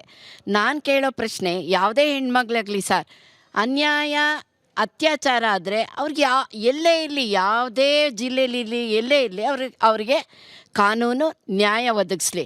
ಆದರೆ ನನ್ನ ಮನಸ್ಸಲ್ಲಿ ಏನು ಹೇಳ್ತಾ ಇದೆ ಅಂದರೆ, ಯಾಕೆ ಇವರು ಹಿಂದೂ ದೇವಾಲಯನ್ನೇ ಟಾರ್ಗೆಟ್ ಮಾಡ್ತಾ ಇದ್ದಾರೆ? ನಮ್ಮ ಇರಲಿ ನಂತರ ಬೇರೆ ದೇವಾಲಯಕ್ಕೆ ಬರಬಹುದೇನೋ ಎನ್ನೋ ಒಂದು ಸಂಶಯ ನನಗೆ ಬರ್ತಾ ಇದೆ. ನನ್ನ ಯೋಚನೆಗೆ ಬಂದಿರೋದು. ಮತ್ತು ಈ ದೇವಾಲಯಕ್ಕೆ ತುಂಬ ಜನ ತಮ್ಮ ಈ ಬೇಡಿಕೆ ಈಡೇರಿಸೋಕ್ಕೆ ಅವ್ರು ಏನು ಅಂದ್ಕೊಂಡಿರ್ತಾರೆ ಅದು ದುಡ್ಡು ಒಂದು ಕಾಣಿಕೆಯಾಗಿ ಕೊಡ್ತಾರೆ. ಈ ಕಾಣಿಕೆ ಬರ್ತಾ ಇದೆಯಲ್ಲ, ಇದ್ರ ಮೇಲೆ ಯಾರಾದರೂ ಕಣ್ಣು ಬಿದ್ದು ಅದನ್ನೇನಾರ ವಾಪಸ್ ಪಡೆಯುವ ಏನಾರ ತಂತ್ರ ನಡೀತಾ ಇದೆಯಾ ಅನ್ನೋ ಪ್ರಶ್ನೆ ಸರ್. ಈಗ ಕಾಶಿಯಲ್ಲಿ ಮೇಡಮ್, ಈಗ 2000 ಅಸಹಜ ಸಾವುಗಳ ಪ್ರಕರಣ 1 ವರ್ಷಕ್ಕೆ ದಾಖಲಾಗುತ್ತೆ. ಕಾಶಿ ಗಂಗಾ ತೀರದಲ್ಲಿ ಸ್ನಾನಕ್ಕೆ ಬಂದವ್ರು ಬಿದ್ದು ಇನ್ನೊಂದು 2000. ಅದೆಲ್ಲಾದ್ರೂ ಧರ್ಮಸ್ಥಳದಂಗೆ ಪ್ರೈವೇಟ್ ದೇವಸ್ಥಾನ ಆಗಿದ್ದಿದ್ರೆ ಅದ್ರ ಮೇಲೂ ಇವರು ಹೋರಾಟ ಮಾಡಿರೋರು. ಅದು ಸರ್ಕಾರಿ ವ್ಯವಸ್ಥೆಯಲ್ಲಿದೆ. ಇದೆಲ್ಲ ನೋಡಿ, ಇದು ಟೆಂಪಲ್ನ ಟಾರ್ಗೆಟ್ ಮಾಡೋದು ಇವತ್ತಿನ ಕತೆ ಅಲ್ಲ. ಶಬರಿಮಲೆ ಮಾಡಿದ್ರು, ಇಶಾ ಫೌಂಡೇಶನ್ ಮಾಡಿದ್ರು, ಇವರು ಶನಿಸಿಂಗ್ಲಾಪುರ ಮಾಡಿದ್ರು, ಧರ್ಮಸ್ಥಳ ಮಾಡ್ತಾ ಇದ್ದಾರೆ, ನಾಳೆ ಶೃಂಗೇರಿಗೆ ಬರ್ತಾರೆ, ಹಿಂದೆ ಉಡುಪಿಗೆ ಮಾಡಿದ್ರು. ಇವ್ರದ್ದೊಂದು ಗ್ಯಾಂಗ್ ಇದೆ, ಇವ್ರದ್ದೊಂದು ಬ್ರ್ಯಾಂಡ್. ಈ ಬ್ರ್ಯಾಂಡ್ನವರು ನಿರಂತರವಾಗಿ ಟಾರ್ಗೆಟ್ ಮಾಡ್ತಾ ಇರ್ತಾರೆ. ಎಲ್ಲೇನು ಸಿಗುತ್ತೆ. ಕುಕ್ಕೆ ಸುಬ್ರಹ್ಮಣ್ಯದಲ್ಲೂ ಸುಳ್ಳು ಕತೆ ಹೇಳ್ಕೊಂಡು ಬಂದರು. ನಮ್ಮ ಜಾತಿಯ ನಡುವೆ ಸಂಘರ್ಷವನ್ನು ತರುವಂಥದ್ದು, ಅವ್ರ ಮೇಲೆ ಕರುಣೆ ಇದೆ ಅನ್ನೋ ರೀತಿಯಲ್ಲಿ ಒಂದು ಕತೆಗಳನ್ನು ಕ್ರಿಯೇಟ್ ಮಾಡಿಬಿಟ್ಟು ದೇವಸ್ಥಾನವನ್ನೇ ಟಾರ್ಗೆಟ್ ಮಾಡಿರೋದು ಟೆಂಪಲ್ ಟೆರ್ರಿಸಮ್ನ ಪಾರ್ಟ್ ಇದು. ಬಟ್ ಸುರ್ಭಿ ಅವರೇ, ಕೊಂದವ್ರು ಯಾರು ಅಂತ ಪ್ರಶ್ನೆ ಕೇಳುವ ವೇದಿಕೆಯಲ್ಲೇ ಬಂದ ಪ್ರಶ್ನೆ ಇದು. ನಿರ್ಭಯ ಪ್ರಕರಣ ಆದ ಸಂದರ್ಭದಲ್ಲಿ ಇಡೀ ದೇಶ ಒಂದಾಯಿತು. ಅಲ್ಲಿ ಪಾರ್ಟಿ ಪಾಲಿಟಿಕ್ಸ್ ಬರಲಿಲ್ಲ ಅಥವಾ ಜಾತಿ ಧರ್ಮ ಬರಲಿಲ್ಲ. ನಿರ್ಭಯ ಕೊಂದವರನ್ನ ಶಿಕ್ಷೆಗೆ ಒಳಪಡಿಸೋವರೆಗೂ ಯಾಕೆ ಎಲ್ಲರೂ ಒಂದಾಗಿದ್ರು ಅಂದರೆ, ಅಲ್ಲಿ ಅಪರಾಧಿ ಸ್ಥಾನದಲ್ಲಿ ನಿಂತಿದ್ದವರು ಬಡವರು, ಅವ್ರಿಗೆ ಯಾವುದೇ ಪೊಲಿಟಿಕಲ್ ಬ್ಯಾಕಿಂಗ್ ಇರಲಿಲ್ಲ, ಧರ್ಮದ ಬ್ಯಾಕಿಂಗ್ ಇರಲಿಲ್ಲ. ಆದರೆ ಧರ್ಮಸ್ಥಳ ವಿಚಾರದಲ್ಲಿ, ಅದರಲ್ಲೂ ಸೌಜನ್ಯ ವಿಚಾರದಲ್ಲಿ ನ್ಯಾಯ ಯಾಕೆ ಸಿಗ್ತಿಲ್ಲ ಅಂದರೆ, ಆರೋಪಿ ಸ್ಥಾನದಲ್ಲಿರೋದು ಪ್ರಭಾವಿಗಳು. ನಾನು ಹೇಳ್ತಿರೋದಲ್ಲ, ಈ ವೇದಿಕೆಯಲ್ಲಿ ನಿಂತು ಭಾಷಣ ಮಾಡಿದವರೊಬ್ಬರ ಮಾತಿದು. ಇದೇ ಪ್ರಶ್ನೆನ ಎಲ್ಲ ಕೇಸ್ ಬಗ್ಗೆನೂ ಕೇಳ್ಬೋದಲ್ಲ. ನಾಗಲಕ್ಷ್ಮಿ ಚೌಧರಿ ಅವರು ಯಾಕೆ ಧರ್ಮಸ್ಥಳದ ವಿರುದ್ಧ ಅಷ್ಟು ಹೋರಾಟ ಮಾಡಿದ್ರು, ಆದರೆ ಯಾವುದಾದ್ರೂ ಸಹಜ ಹೆಣ್ಮಗಳು ಕುಟುಂಬದಿಂದ ಬಂದಿರುವಂತಹ ಮಹಿಳೆ ಬಗ್ಗೆ ಅಷ್ಟು ಕಾಳಜಿ ತೋರಿಸಲ್ಲ ಅಂತ? ಇದಕ್ಕೆ ನೋಡಿ, ಸರ್ಕಾರ ಮತ್ತು ನ್ಯಾಯ ಎಲ್ಲರನ್ನೂ ಒಂದೇ ಥರ ನೋಡಬೇಕಾದಂಥ ಒಂದು ಸಂವಿಧಾನದ ಚೌಕಟ್ಟಿನಲ್ಲಿ ನಾವಿರುವಂಥದ್ದು. ಯಾವುದು ಸೆನ್ಸೇಷನಲೈಸ್ ಆಗುತ್ತೆ, ಯಾವುದು ಹೈಪ್ ಆಗುತ್ತೆ ಅಂತ ಇದೆಯಲ್ಲ, ಅದು ನಮ್ಮ ಕೈಯಲ್ಲಿಲ್ಲ. ಅದಿರೋವಂಥದ್ದು ಬೇರೆ ಯಾವ ವಿಡಿಯೋಸ್ ಮಾಡ್ತಾರೋ ಅದ್ರ ಬಗ್ಗೆ ಇರೋವಂತಹ ಬೇರೆ ಬೇರೆ ವಿಷಯಗಳ ಬಗ್ಗೆ ತಗೊಂಡು ಮಾತಾಡೋದು ಅವ್ರ ಕರ್ತವ್ಯ. ಅದು ಎಲ್ಲ ವಿಷಯದ ಬಗ್ಗೆ ನಾನು ಈಕ್ವಲ್ ಆಗಿ ಮಾತಾಡಬೇಕಾದಂಥ ಕರ್ತವ್ಯ ಒಂದು ರಾಜಕೀಯ ಪಕ್ಷ ಸರ್ಕಾರದಲ್ಲಿ ಇಲ್ಲಿರುವಂಥದ್ದು. ಹೀಗೆ ನಾವು ನೋಡ್ಕೊಂಡು ಹೋದರೆ ಎಷ್ಟು ಕೇಸಸ್ ಇದೆ. ನೀವು ನಿರ್ಭಯ ಬಗ್ಗೆ ಮಾತಾಡ್ತೀರಲ್ಲ, ನಾನು ಹೇಳ್ತಿದ್ದೇನಲ್ಲ, ಮೊನ್ನೆ ಮೈಸೂರಲ್ಲಿ ಹೋಗಿ ಆ ಒಂದು ಹಕ್ಕಿ ಪಿಕ್ಕಿ ಟ್ರೈಬಿನ ಒಂದು ಮಹಿಳೆ ಬಾಲಕಿ ಬಗ್ಗೆ ಮಾತಾಡಿದಾಗ ನನಗೆ ಆಶ್ಚರ್ಯ ಆಯಿತು. ಎಂತಹ ಘಟನೆ ಗೊತ್ತಾ ಅದು? ದಸರಾಗೆ ಹೋಗಿರುವಂತಹ ಈ ಬಾಲಕಿಯ ವಿರುದ್ಧ ರೋಡಿನಲ್ಲಿ ಅತ್ಯಾಚಾರ ಮತ್ತು ಮರ್ಡರ್ ಆಗಿರುವಂಥದ್ದು. ಅವರಿಗೆ ಎರಡು ಕಾಸಿರಲಿಲ್ಲ, ಬಲೂನ್ ಮಾರಾಟ ಮಾಡ್ತಿರೋವಂಥವ್ರು. ಅದ್ರ ಬಗ್ಗೆ ಮೀಡಿಯಾನೂ ತಗೊಳ್ಳಿಲ್ಲ. ಕ್ಷಮಿಸಿ, ಆದರೆ ಮೀಡಿಯಾನೂ ಅಷ್ಟು ಹೈಪ್ ಮಾಡಲಿಲ್ಲ, ನಾವು ಮಾತಾಡಲಿಲ್ಲ. ಯಾವ ಥರ ಸಮಾಜ ಆಗೋಗಿದ್ದೀವಿ ನಾವು ಅಂದರೆ, ಯಾವುದನ್ನು ಸೆನ್ಸೇಷನಲೈಸ್ ಮಾಡಬೇಕು ಅದ್ರದ್ದು ಅಜೆಂಡಾ ಇತ್ತು, ಅದಕ್ಕೆ ದುಡ್ಡು ಹಾಕಿದ್ರೆ ಮಾತ್ರ ಸೆನ್ಸೇಷನಲೈಸ್ ಆಗೋದು. ವಸಂತ್ ಅವ್ರು ಹೇಳ್ದಂಗೆ ಹಿಂದೂ ಸಮಾಜದ ವಿರುದ್ಧ ನಡೀತಿರುವಂತಹ ಬೇರೆ ಬೇರೆ ಘಟನೆಗಳು ನೋಡ್ಕೊಂಡು ಬಂದರೆ, ಶಬರಿಮಲ ಇರ್ಬೋದು, ಶನಿಶಿಂಗಾಪುರ ಇರ್ಬೋದು, ಕಾಶಿ ಇರ್ಬೋದು, ಎಲ್ಲರನ್ನು ನೋಡ್ಕೊಂಡು ಬಂದರೆ ಇಲ್ಲಿ ಏನೋ ಒಂದು ಇಂಟೀರಿಯರ್ ಮೋಟಿವ್ ಇದೆ ಅನ್ನೋದ್ರ ಬಗ್ಗೆ ನಮಗೆ ಗೊತ್ತಾಗುತ್ತೆ. ಕೇಳಿಸ್ಕೊಳ್ಳಿ ಮೇಡಮ್, ದಯವಿಟ್ಟು ವಾಸ್ತವ ಮಾತಾಡಿದ್ರೆ ಹೆದರಬೇಡಿ, ದಯವಿಟ್ಟು ವಾಸ್ತವ ಮಾತಾಡಿದ್ರೆ ಹೆದರೋ ನೆಸೆಸಿಟಿ ಇಲ್ಲ. ವಸಂತ್ ಗಿಳಿಯಾರ್ ಅವರೇ, SIT ತನಿಖೆಯಲ್ಲಿ ಒಂದೇ ಒಂದು ಬಾರಿ ಕೂಡ ಪ್ರಭಾವಿಗಳನ್ನ ಕರೆಸಲಿಲ್ಲ, ಅವ್ರನ್ನ ವಿಚಾರಣೆಗೆ ಒಳಪಡಿಸಲಿಲ್ಲ. ಯಾರ ಮೇಲೆ ಚಿನ್ನಯ್ಯ ಆರೋಪ ಮಾಡಿದ್ನೋ, ಯಾವ ಟೆಂಪಲ್ ಟ್ರಸ್ಟ್, ಅಲ್ಲಿನ ಮಾಹಿತಿ ಕೇಂದ್ರ, ಆ ಅಧಿಕಾರಿಗಳನ್ನ ಕೂಡ, ವೀರೇಂದ್ರ ಹೆಗಡೆ ಅವ್ರನ್ನ ಬಿಟ್ಬಿಡಿ, ಅಟ್ಲೀಸ್ಟ್ ಅಲ್ಲಿ ಕೆಲಸ ಮಾಡ್ತಿದ್ದ ಅಧಿಕಾರಿಗಳನ್ನು ಕೂಡ ಕರೆಸಲಿಲ್ಲ ವಿಚಾರಣೆಗೆ ಅನ್ನೋ ಅಪಸ್ವರ ಕೂಡ ಇದೆ. ಈಗ ದಕ್ಷಿಣ ಕನ್ನಡ ಜಿಲ್ಲೆಯಲ್ಲಿ ಅರುಣ್ ಕುಮಾರ್ ಅಂತೇಳಿ ಒಬ್ಬ ಒಳ್ಳೆಯ SP ಇದ್ರು. ಅವ್ರು ಮೊದಲು ಕೋರ್ಟಿಗೆ ಒಂದು ಅರ್ಜಿ ಹಾಕ್ತಾರೆ, ನನಗೆ ಈ ದೂರಿನ ಮೇಲೆ ಅನುಮಾನ ಇದೆ, ದೂರುದಾರನನ್ನು ವಿಚಾರಣೆಗೆ ಒಳಪಡಿಸಬೇಕು ಅಂತೇಳಿ. ಆ ದೂರು ಕೊಟ್ಟ ದೂರುದಾರನ ಪ್ರತಿಯಲ್ಲಿ ಏನು ಬರೆದಿದ್ದ ಅಂತೇಳಿದರೆ, ನನ್ನನ್ನು ಯಾವುದೇ ಮಂಪರು ಪರೀಕ್ಷೆಗೂ ಒಳಪಡಿಸಬಹುದು ಅಂತಿತ್ತು. ಈ ಕೋರ್ಟ್ನಲ್ಲಿ ಈ ಅರ್ಜಿ ವಿಚಾರಣೆಗೆ ಬರುವ ಮೊದಲೇ ತರಾತುರಿಯಲ್ಲಿ ಸಂಡೇ ಭಾನುವಾರನೇ ಇವರು SITಯನ್ನು ಅನೌನ್ಸ್ ಮಾಡಿದರು. ಮೊದಲ ಹಂತದಲ್ಲೇ ಯಾರ ಮೇಲೆ ಕಂಪ್ಲೇಂಟ್ ಮಾಡಿದರೆ ಆ ಕಂಪ್ಲೇಂಟ್ನಲ್ಲಿ ಎಷ್ಟು ವೆಯ್ಟೇಜ್ ಇದೆ ಅಂತ ನೋಡಬೇಕಲ್ವಾ. ಫಸ್ಟು ಇವರು ಗುಂಡಿಯನ್ನು ಅಗೆದ್ರು. ಗುಂಡಿಯನ್ನು ಅಗೆದಾಗ ಇವ್ರು ಹೇಳಿದಾಗ ರಾಶಿ ಮೂಳೆ, ಅಸ್ಥಿಪಂಜರ, ಸಾವಿರಾರು ಅಸ್ಥಿಪಂಜರ. ಅವನು ಮೊಹಮ್ಮದ್ ಸಮೀರ ಮಾಡಿದ್ನಲ್ಲ ಒಂದು ವಿಡಿಯೋದಲ್ಲಿ, ಎಲ್ಲ ಅಸ್ಥಿಪಂಜರ ಎಲ್ಲ ಉಳ್ಳಾಡ್ಕೊಂಡು ಬಿದ್ದಿತ್ತು. ಆ ಥರ ಎಲ್ಲ ಸಿಕ್ಕಿದ್ರೆ ಅವ್ರನ್ನೆಲ್ಲ ಕರೆದು ಎನ್ಕ್ವೈರಿ ಮಾಡ್ತಿದ್ರೇನು? ಅದು SITಯನ್ನು ಫಾರ್ಮ್ ಮಾಡಿದಂಥ ಸರ್ಕಾರಕ್ಕೆ ಕೇಳಬೇಕಾದ ಪ್ರಶ್ನೆ ಒಂದು ಸರ್. ಇನ್ನೊಂದು ಮಹಿಳೆಯರ ಬಗ್ಗೆ ಹೇಳ್ಬಿಡ್ತೀನಿ. ಆ ತಾಯಿಗೆ ನನ್ನ ಮೊಬೈಲ್ನ ಈಗಲೇ ತೋರಿಸ್ಬಿಡ್ತೀನಿ ನಿಮಗೆ. ಫೇಸ್ಬುಕ್ನ ಇನ್ಬಾಕ್ಸ್ನಲ್ಲಿ ನೂರಾರು ಹೆಣ್ಣು ಮಕ್ಕಳ ಕಣ್ಣೀರ ಕಥೆಗಳಿವೆ. ಸೌಜನ್ಯ ವಿಷಯದಲ್ಲಿ ಅವರಿಗೆ ಕಾಣಿಸಿದ ಸತ್ಯವನ್ನು ಬರೆದ ತಕ್ಷಣ ಅವರ ಕ್ಯಾರೆಕ್ಟರ್ ಬಗ್ಗೆ ಮಾತಾಡೋದು, ಅವರಿಗೆ AI ವಿಡಿಯೋ ಮಾಡಿ ಅವ್ರ ಬಗ್ಗೆ ಏನೇನೋ ಕೆಟ್ಟ ರೀತಿಯಲ್ಲಿ ಅವ್ರನ್ನ ಉಲ್ಲೇಖ ಮಾಡೋದು, ಆ ಮಕ್ಕಳ ಧ್ವನಿಯೇ ಹೊರಬರೆದಿದ್ದ ಹಾಗೆ. ಎಷ್ಟೋ ಜನ ಫೇಸ್ಬುಕ್ ಬಿಟ್ಟು ಹೋಗಿಬಿಟ್ರು. ಯಾಕಂದ್ರೆ ನಾಳೆ ಆ ಹೆಣ್ಮಕ್ಳಿಗೆ ಮದುವೆ ಆಗಬೇಕು, ಇವ್ರು ಯಾವುದೋ ಹುಡುಗನ ಫೋಟೋ ಜೊತೆ ಜೋಡಿಸಿ ಇವಳಿಗೂ ಲಿಂಕ್ ಇದೆ ಅಂತೇಳಿ ಮಾಡಿ ಒಂದು ಹೆಣ್ಣಿನ ಅಂತಃಪ್ರಜ್ಞೆಯ ಧ್ವನಿಗೆ ಬೆಲೆ ಇಲ್ಲದಂಗೆ ಮಾಡಿಬಿಟ್ರಿ ಇವರು ಬುರುಡೆ ಗ್ಯಾಂಗ್ನವರು. ಇವರು ಎಷ್ಟು ಫೇಕ್ ಐಡಿಗಳನ್ನು ಮಾಡ್ಕೊಂಡಿದ್ದಾರೆ ಗೊತ್ತಾ? ಇವತ್ತು ಇಲ್ಲಿ ಯಾರೋ ಬಂದು ಮಾತಾಡಿದವ್ರ ವಿರುದ್ಧನೇ ಕ್ರಿಯೇಟ್ ಮಾಡಿಬಿಡ್ತಾರೆ ಅವರು. ಇದ್ರ ಬಗ್ಗೆ ನಾಗಲಕ್ಷ್ಮಿ ಚೌಧರಿ ಅವರಿಗೆ ನಾವು 100 ಕಂಪ್ಲೇಂಟ್ ಕೊಡ್ತೀವಿ, ತನಿಖೆ ಮಾಡಲಿ, ಯಾರ್ಯಾರು ಫೇಕ್ ಐಡಿಯಲ್ಲಿ ಯಾವ್ಯಾವ ಹೆಣ್ಮಕ್ಳ ಬಗ್ಗೆ ಬರ್ತಿದ್ದಾರೆ ಅನ್ನೋ ದಾಖಲೆ ಕೊಡ್ತೀವಿ ನಾವು. ಇದು ಎಲ್ಲದಕ್ಕೂ ದುಡ್ಡು ಎಲ್ಲಿಂದ ಬಂತು? ಇದು ಎಲ್ಲದಕ್ಕೂ ಅವ್ರಿಗೆ ಇಷ್ಟೊಂದು ಕಾನ್ಫಿಡೆನ್ಸ್ ಬರೋದಕ್ಕೆ ಯಾರೋ ಒಂದು ಸಪೋರ್ಟ್ ಮಾಡ್ತಾ ಇರಬೇಕಲ್ಲ. ಇದು ಸರ್ಕಾರ ಕೇಳಬೇಕಾಗಿರುವಂತಹ ಪ್ರಶ್ನೆ. ಇದು ಸರ್ಕಾರ ಮತ್ತೆ ಒಂದು ಕಾಂಟೆಕ್ಸ್ಟ್ ಹೇಳ್ತೀನಿ. ನಮ್ಮ ಜಿಯೋ ಪಾಲಿಟಿಕ್ಸ್ನಲ್ಲಿ ಇವತ್ತು ಏನು ಬೇಕಾದ್ರೂ ಆಗ್ಬೋದು. ಡೀಪ್ ಸ್ಟೇಟ್ ಅಂತ ಏನು ಕರೀತಾರೋ, ಯಾರನ್ನ ಕೆಳಗಿಳಿಸೋಕ್ಕೆ ಪ್ರಯತ್ನ ಪಡ್ತಾ ಇದ್ದಾರೋ, ಎಲ್ಲಿ ಕೇಯಾಸ್ ಕ್ರಿಯೇಟ್ ಮಾಡೋಕ್ಕೆ ಟ್ರೈ ಮಾಡ್ತಾ ಇದ್ದಾರೋ, ಎಲ್ಲಿಂದ ಬಂತು ಇದನ್ನೆಲ್ಲ ಮಾಡೋದಕ್ಕೆ ನಿಮ್ಗೆ ಅಷ್ಟೊಂದು ಕಾನ್ಫಿಡೆನ್ಸ್ ಅಂತ ನಾವು ಪ್ರಶ್ನೆ ಕೇಳಬೇಕಾಗಿದೆಯೋ ಇಲ್ವೋ? ಈ ಸೌಜನ್ಯ ಕೇಸಲ್ಲಿ ಒಬ್ಬರ ಅಮಾಯಕನ್ನ ತಗ್ಲಾಕಿದ್ದಾರೆ ಅಂತ ಹೇಳ್ತಾ ಇದ್ದಾರೆ. ಅದು ಎಷ್ಟು ಸರಿ, ಎಷ್ಟು ನಿಜ ಸರ್? ನೀವು ಬೇರೆ ಯೂಟ್ಯೂಬಲ್ಲೂ ಬೇರೆ ಕಥೆಗಳು ಬಂದಿವೆ, ಅದನ್ನೆಲ್ಲ ನೋಡ್ಬೇಕು. ಅಲ್ಲ ಸರ್, ಒಬ್ಬ ಅಮಾಯಕನ ಹಾಕಿಲ್ಲ, ಹೇಳ್ತೀನಿ ಕೇಳಿ. ಅವನು ಒಂದು ಹೋಟ್ಲಲ್ಲಿ ಕೆಲಸ ಮಾಡೋನು ಸರ್. ಎಲ್ಲರೂ ಯೂಟ್ಯೂಬ್ ಟಿವಿಗಳಲ್ಲಿ ನೋಡಿನೇ ನಿಜ, ಎಲ್ಲರೂ ಹೋಗಿ ಅಲ್ಲಲ್ಲಿ ನಿಜ ನೋಡಿ ಯಾರು ಇದು ಮಾಡೋಕ್ಕಲ್ಲ ಸರ್. ಪ್ರಶ್ನೆ ಉತ್ತರ ಕೊಡ್ತೀನಿ. ಅಂತೆ ಕಂತೆಯಿಂದಾನೇ ಸ್ಟಾರ್ಟ್ ಆಗೋದು. ಯಾರು ಹೋಗಿ ನೇರವಾಗಿ ನೋಡಿ ಪ್ರಶ್ನೆ ಎಪ್ಪರಿಸೋರು ಆಗಲ್ಲ ಸರ್. ಅಲ್ಲ, ನಿಮ್ಮ ಪ್ರಶ್ನೆ ಉತ್ತರ ಕೊಡ್ಲಾ? ಇಲ್ಲ, ಇವಾಗ ನೀವು ಹೇಳ್ತಾ ಇದ್ದೀರಾ ಆ ಸೌಜನ್ಯ ಕೇಸಲ್ಲಿ ನಿಜವಾಗ್ಲೂ ಕೇಸ್ ನಡೀತಾ ಇದೆ, ಪನಿಷ್ಮೆಂಟ್ ಆಗುತ್ತೆ ಅಂತ. ಖಂಡಿತ ಆಗಲ್ಲ ಸರ್. ಯಾಕಂದ್ರೆ ಎವಿಡೆನ್ಸೇ ಇಲ್ಲ, ಎವಿಡೆನ್ಸ್ ಎಲ್ಲ ಹಾಳು ಮಾಡಿದ್ದಾರೆ. ಯಾವ ತರ ಸರ್ ಸಿಗುತ್ತೆ? ಅಲ್ಲ, ಉತ್ತರ ಕೊಡ್ಬೇಕಲ್ಲ. ಈಗ ನೀವು ಹೇಳಿದ್ರಲ್ಲ ಮೇಡಮ್, ನಾನೊಂದು ಮುಗಿಸ್ಬಿಡ್ತೀನಿ ಮೇಡಮ್. ಏನು ಗೊತ್ತಾ, ಈಗ ಚಿನ್ನಯ್ಯ ಚೆನ್ನಾಗಿ ಮಾತಾಡ್ತಾ ನಾನು ಕರ್ಕೊಂಡು ಒಂದು ವಿಡಿಯೋ ಮಾಡಿದ್ರು, ಹೌದಾ? ಚಿನ್ನಯ್ಯನ ವಿಡಿಯೋ ನೋಡಿದ್ದೀರಾ ನೀವು? ಚಿನ್ನಯ್ಯನ ವಿಡಿಯೋ ನೋಡಿದ್ದೀರಾ? ಕರೆಕ್ಟ್ ಅಲ್ವಾ? ಸಂತೋಷದ ವಿಡಿಯೋ ನೋಡಿದ್ದೀರಾ? ಸಂತೋಷ್ ವಿಡಿಯೋ ನೋಡಿದ್ದೀರಾ? ಯಾಕೆ ನೋಡಿಲ್ಲ? ಪೂರ್ತಿ ಕೇಳಿಸ್ಕೊಳ್ಳಿ. ನೋಡಿ, ನೀವು ಅಮಾಯಕಂದ್ರಲ್ಲ, ಚಿನ್ನಯ್ಯ ಅಮಾಯಕ, ಅವನ ಪರವಾಗಿ ನ್ಯಾಯ ಕೊಡಬೇಕು ಅಂತ ಅವ್ನು ಕರ್ಕೊಂಡು ಬಂದು ಕಂಪ್ಲೇಂಟ್ ಮಾಡಿದ್ರು. ಸಂತೋಷ್ನು ಅಮಾಯಕ ಅಂತೇಳಿ ಕೋರ್ಟಿಗೆ ಅರ್ಜಿನೂ ಹಾಕಿದ್ರು, 50 ಲಕ್ಷ ಕೊಡಬೇಕು ಅಂತೇಳಿ. ಸಂತೋಷ್ 13 ವರ್ಷದ ಅವಧಿಯಲ್ಲಿ ಒಂದೇ ಒಂದು ಸ್ಟೇಟ್ಮೆಂಟ್ ಕೊಟ್ಟಿಲ್ಲ. ಕರ್ಕೊಂಡು ಬಂದು ಯಾವುದೇ ಸಭೆಯಲ್ಲಿ ಒಬ್ಬ ಅಮಾಯಕ ನೋಡ್ರಿ ಸಂತೋಷಿಗೆ ಅನ್ಯಾಯ ಆಯಿತು ಅಂತ ಹೇಳಿ ಗೋಳೋ ಅಂದಿಲ್ಲ. ಯಾಕೆ? ಸಂತೋಷ್ ಬಾಯಿ ಬಿಟ್ಟರೆ ಬಣ್ಣ ಬಯಲಾಗತ್ತಂತ ಗೊತ್ತಿವ್ರಿಗೆ. ನೋಡಿ, ಅಮಾಯಕ ಶೃಂಗೇರಿಯಲ್ಲಿ ರವಿಯಾಗಿ ಕೆಲಸಕ್ಕೆ ಸೇರ್ಕೋತಾನೆ. ನಿಮ್ಮ ಹೆಸರು ಸುಮತಿ ಇದ್ರೆ ನೀವು ಮಂಗಳೂರಿಗೆ ಹೋದರೆ ವಸುಮತಿ ಆಗ್ತೀರಾ? ಇಲ್ಲ ಅಲ್ವಾ? ಇಲ್ಲಿ ಅಮಾಯಕ ಅಂತ ಅವ್ರು ಹೇಳ್ತಾ ಇರೋದು. ಅವನ ಮೇಲೆ ಸರಿಯಾದ ಸಾಕ್ಷಿ ಆಧಾರಗಳಿತ್ತು.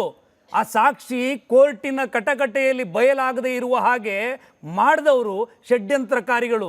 ಇದೆಲ್ಲ ಕತೆ ಒಂದ್ಸಲ ಫ್ರೀಯಾಗಿ ಸಿಗಿ ಕೂತ್ಕೊಂಡು 1-2 ಗಂಟೆ ಮಾತಾಡೋಣ. ಸುರಭಿ ಅವ್ರಿಗೆ ಪ್ರಶ್ನೆ ಇದೆ.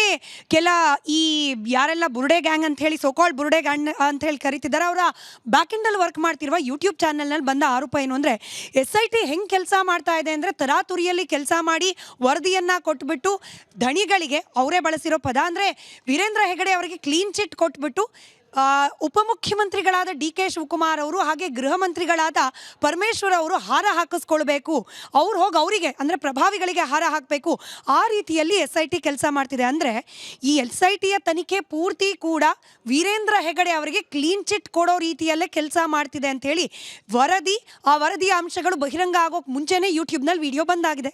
ಅಂದರೆ ಅದು ಸರ್ಕಾರದ ತಪ್ಪಿದೆ ಹಾಗಾದರೆ ತಾನೇ? ಯಾರನ್ನು ಬ್ಲೇಮ್ ಮಾಡ್ತಾ ಇದ್ದೀರಾ? ಇದು ಹೇಗಾಗೋಗಿದೆ ಅಂದರೆ, ಒಂದು ಸಿನಿಮಾ ಬಂದಿತ್ತು, ಮೈಂಡ್ ಒಳಗಡೆ ಇನ್ನೊಂದು ಮೈಂಡ್ ಒಳಗಡೆ ಹೋಗಿ ಇನ್ನೊಂದು ಮೈಂಡ್ ಒಳಗಡೆ ಮಾಡೋ ಥರ. ಎಲ್ಲಿ ಹೋಗ್ತಾ ಇದೆ ಇದು? ಹಾಂ, ಯೂಟ್ಯೂಬಲ್ಲಿ ಯಾರಾದರೂ 2+2 = 6 ಅಂತ ಹೇಳಿದ್ರೆ ಅದನ್ನು ನಂಬೋ ಸ್ಥಿತಿಲಿದ್ದೀವಿ ನಾವು. SIT ಸರ್ಕಾರ ರಚನೆ ಮಾಡಿರೋಂಥ SIT ಸರ್ಕಾರದ ವಿರುದ್ಧ ಕೆಲಸ ಮಾಡ್ತಾ ಇದ್ದೇನೆ, ಅದನ್ನು ನಂಬೋ ಸ್ಥಿತಿಲಿದ್ದೀವೋ? ಇದು ಪ್ರತಿಪಕ್ಷ ಇದೆ, ನಾವು ಕಣ್ಣಿಟ್ಟಿದ್ದೀವಿ, ಗಮನ ಇಟ್ಟಿದ್ದೀವಿ ಏನೇನು ನಡೀತಾ ಇದೆ ಅಂತ. ಮತ್ತು ಯಾವ SIT ಫಾರ್ಮ್ ಆದಾಗ ನಿಮಗೆ ಬೇಕಾಗಿರೋಂಥವ್ರನ್ನೇ ನೀವು ಒಪ್ಕೊಂಡು, ಸರ್ಕಾರ ಮಾತ್ರ ಅಲ್ಲ, ಸರ್ಕಾರವನ್ನು ನಡೆಸ್ತಿರೋಂಥದ್ದು, ಒತ್ತಾಯ ಹಾಕ್ತಿರೋಂತಹ ಬೇರೆ ಬೇರೆ ಗುಂಪುಗಳು ಒಪ್ಕೊಂಡ್ರು ತಾನೆ. ಸರ್ಕಾರ ರಚನೆ SIT ರಚನೆ ಆದಾಗ ಅವ್ರಿಗೇನಾದರೂ ಅದ್ರ ಬಗ್ಗೆ ಏನಾದರೂ ಡಿಫ್ರೆನ್ಸಸ್ ಇತ್ತಾ? ಇಲ್ಲ, ಒಪ್ಕೊಂಡ್ರು. SIT ಕೆಲಸ ಮಾಡಲಿ ಅಂತ ಹೇಳಿದ್ರು ತಾನೆ. ಆ SIT ರಚನೆ ಆದಾಗ ಧರ್ಮಾಧಿಕಾರಿಗಳು ಏನಾದ್ರು ಹೇಳಿದ್ರೆ ಇದು ಮಾಡಬೇಡಿ ಅಂತ, ಅವ್ರನ್ನು ವೆಲ್ಕಮ್ ಮಾಡಿದ್ರು. ಆದ್ರೆ ಯಾವಾಗ SIT ನಲ್ಲಿ ನಿಮಗೆ ಬೇಕಾಗಿರೋಂತಹ ತರ ನಡ್ಕೊಳ್ಳಿಲ್ವೋ SIT, ಆವಾಗ ನೀವು SIT ಸರಿ ನಡೀತಿಲ್ಲ ಅಂತ ಹೇಳ್ಬಿಟ್ರೆ ಇದು ಯಾವ ತರ ಪ್ರಪಂಚದಲ್ಲಿ ನಾವು ಬದುಕ್ತಾ ಇದೀವಿ? ಹೀಗಿದ್ರೆ ನೀವು ಏನನ್ನು ನಂಬಕ್ತಾ ಇರಲಿಲ್ಲ. ಈಗ ಸರ್ಕಾರ ಮೇಡಮ್, ಇನ್ನೊಂದು ನಾನು ಇದನ್ನು ಬಹಳ ಕರ್ತವ್ಯವೃತವಾದಂತಹ ಪೊಸಿಷನ್ ಅಂತ ಹೇಳ್ತೀನಿ. ನಾವು ಒಂದು ಸ್ವಲ್ಪ ಯೋಚನೆ ಮಾಡಬೇಕು. ಎಲ್ಲಾನು ತಪ್ಪು, ಯಾವುದೂ ಸರಿ ಇಲ್ಲ ಅಂತ ಹೇಳ್ತೀವಲ್ಲ, ಅದಕ್ಕೊಂದು ಸ್ವಲ್ಪ ಸಾಬೀತು, ಡೇಟಾ, ಎವಿಡೆನ್ಸ್ ಅನ್ನೋದ್ರ ಬಗ್ಗೆ ನಾವು ಮರ್ತೇ ಬಿಟ್ಟಿದ್ದೀವ. ಇವಾಗ ನಾಳೆ ನಿಮ್ಮ ಬಗ್ಗೆ ನಾನು ಬಂದು ಒಂದು ಅಕ್ಯುಸೇಷನ್ ಮಾಡಿದ್ರೆ ನೀವು ಏನಾದರೂ ನಂಬಿಡ್ತೀರಾ? ಆ ಥರ ಪ್ರಪಂಚದಲ್ಲಿ ನಾವು ಇರೋವಂಥದ್ದು ಇವತ್ತು.